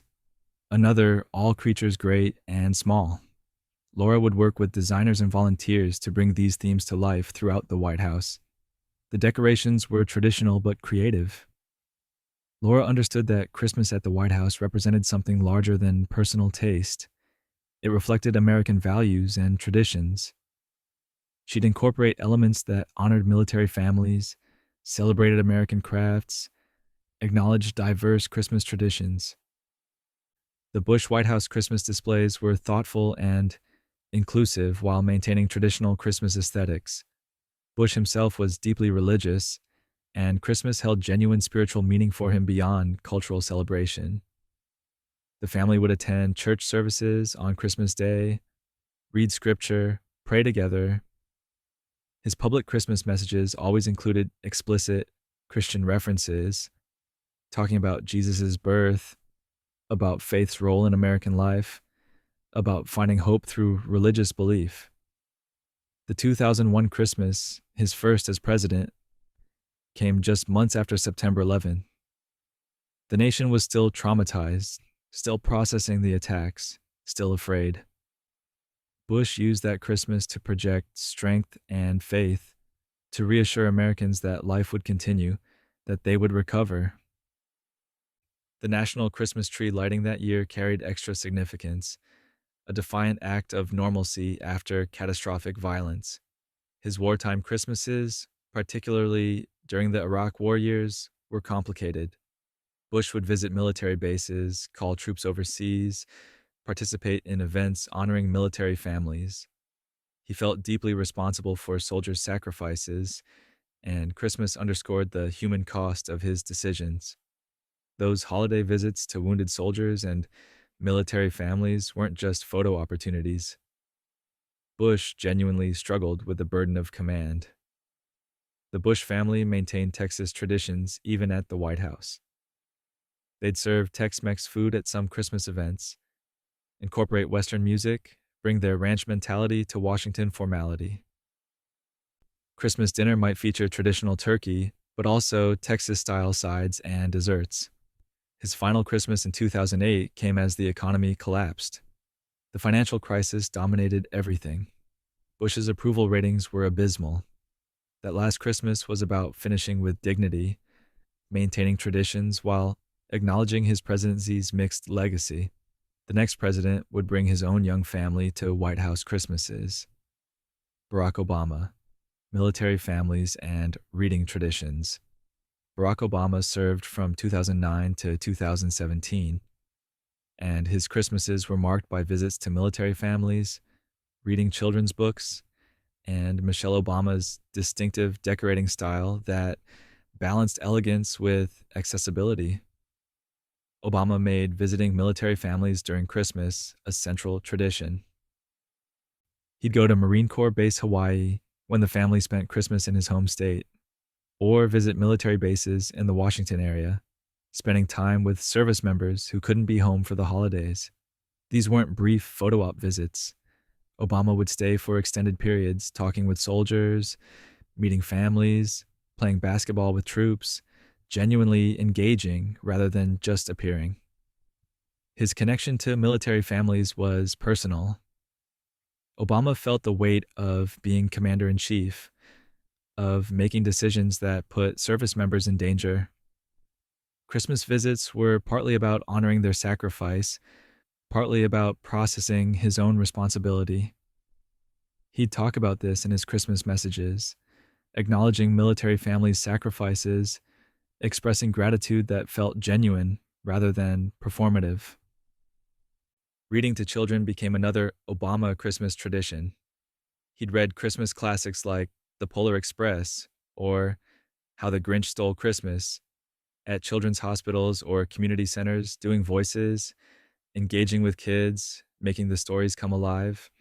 Obama had excellent timing and delivery, and watching him read to children revealed a warm, playful side that he didn't always show in political contexts.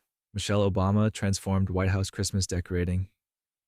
She worked with designers to create displays that were simultaneously elegant and relatable. The decorations were beautiful, but not intimidating. She'd incorporate themes celebrating American military families, honoring volunteers, showcasing children's creativity. The Obama Christmas displays felt aspirational but achievable, inspiring rather than overwhelming. The family's personal Christmases centered around their daughters, Malia and Sasha. Obama was protective of their privacy, trying to give them normal childhoods despite extraordinary circumstances. Christmas offered opportunities for genuine family time, decorating cookies, watching movies, exchanging gifts, being together without constant public scrutiny. His 2009 Christmas, his first as president, came during the Great Recession. The economy was struggling, unemployment was high. Obama's Christmas message that year emphasized hope and recovery, acknowledging difficulties while insisting that better days were ahead. It required optimism he may not have entirely felt. The 2016 Christmas, his last as president, came after Trump's election. Obama was processing that loss, worrying about his legacy, concerned about the future, but he maintained his traditions: military visits, reading to children, celebrating with family. That final Christmas was about accepting political defeat while honoring the values he'd fought for. The next president would bring unprecedented public attention to White House Christmas decorations. Donald Trump, festive displays, and enthusiastic celebrations. Donald Trump served from 2017 to 2021, and his Christmases were characterized by elaborate decorations, bold statements about them being the best ever, and plenty of public buzz around every holiday choice. Melania Trump approached White House Christmas decorating with a distinctive aesthetic vision. Her first Christmas in 2017 featured a hallway lined with completely white trees and branches, creating a stark, modern look that immediately sparked intense online debate. Some called it elegant and fresh. Others saw it as crisp and bold. The back and forth captured the kind of lively reactions that marked much of the Trump years. Each year's decorations became major news stories. The 2018 theme was American Treasures, featuring traditional red decorations. 2019 was The Spirit of America, with patriotic themes. 2020, during the pandemic, was America the Beautiful. Melania would release videos touring the decorations, showing off the elaborate displays throughout the White House. Trump didn't hold back, calling the decorations historic and the most beautiful yet. Whether from real enthusiasm or savvy showmanship, it's hard to say. They were certainly ambitious, with hundreds of volunteers and thousands of ornaments going into them. The national Christmas tree lighting ceremonies during Trump's presidency were traditional but more promotional. Trump would emphasize American greatness, economic success, military strength. His Christmas messages were patriotic and assertive, less focused on religious themes than some predecessors despite his evangelical support. The Trump family Christmas celebrations included adult children and grandchildren. Trump clearly enjoyed having his large family gathered. Christmas photos showed a seemingly happy family. The 2020 Christmas came after his election loss. That Christmas was overshadowed by political crisis and a national pandemic. The White House held events despite COVID-19 concerns, trying to keep morale high amid the holiday season. The next president brings us full circle to family centered traditions and continuing First Lady led decorating excellence. Joe Biden, family loss, resilience, and continuing traditions. Joe Biden's presidency began in January 2021, and his Christmases carry the weight of profound personal loss alongside the continuation of valued traditions. Biden has experienced more family tragedy than almost any political figure, and understanding that context is essential to understanding his approach to Christmas. Biden lost his first wife, Nelia, and infant daughter, Naomi, in a car accident in December 1972, just weeks after he was elected to the Senate. Christmas was literally when his family was destroyed. He spent years afterward finding Christmas incredibly difficult, maintaining traditions for his surviving sons, Beau and Hunter, while privately grieving. Then Beau died of brain cancer in 2015. Biden lost his adult son, his pride, the one he'd expected to carry on his political legacy. Christmas became another reminder of absence, of chairs that would stay empty forever. Given this history, Biden's approach to Christmas as president emphasizes family, resilience, finding joy despite loss. He and his wife, Jill, spend Christmas with their extended family, which now includes grandchildren. The celebrations honor those who are gone while embracing those who remain. Jill Biden continued the tradition of First Lady-led White House Christmas decorations. Her themes have included Gifts from the Heart and We the People, emphasizing community, gratitude, American values. The decorations are traditional but warm, creating an atmosphere of welcome rather than intimidation. The Biden White House Christmas events focus on ordinary Americans. They've hosted teachers, nurses, frontline workers, celebrating people who serve their communities. This reflects Biden's political brand. Middle-class Joe, regular guy, someone who hasn't forgotten his roots despite decades in Washington. His Christmas messages emphasize unity, healing, coming together despite differences. Biden saw himself as a unifier, though whether he succeeded is debatable. Christmas gives him an opportunity to articulate those themes, to call Americans toward common ground and shared values. The 2021 Christmas came during continued pandemic challenges and intense political division. Biden's message that year acknowledged difficulties while expressing hope for better days ahead, thanking healthcare workers and essential employees, trying to project optimism during exhausting circumstances.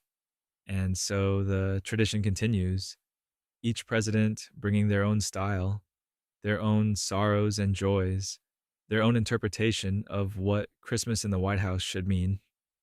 236 years of presidential Christmases, from candlelit gatherings at Mount Vernon to electric trees and thermostat-controlled lights and social media debates about hallway decorations, from quiet reflection during wars to elaborate themed celebrations during peace. From presidents who worked straight through Christmas Day to presidents who dressed up as Santa Claus for their children. Through all of it, they were just people trying to celebrate a holiday while history watched. Some succeeded beautifully, some failed spectacularly. Most did both simultaneously. So tonight, as you drift off, be grateful you're not trying to enjoy Christmas dinner while the country collapses into civil war, or explaining to your kids why you can't have a tree because of conservation principles, or hosting diplomatic receptions when you'd rather be reading by the fireplace. Sweet dreams, and Merry Christmas to all the presidents who tried their best.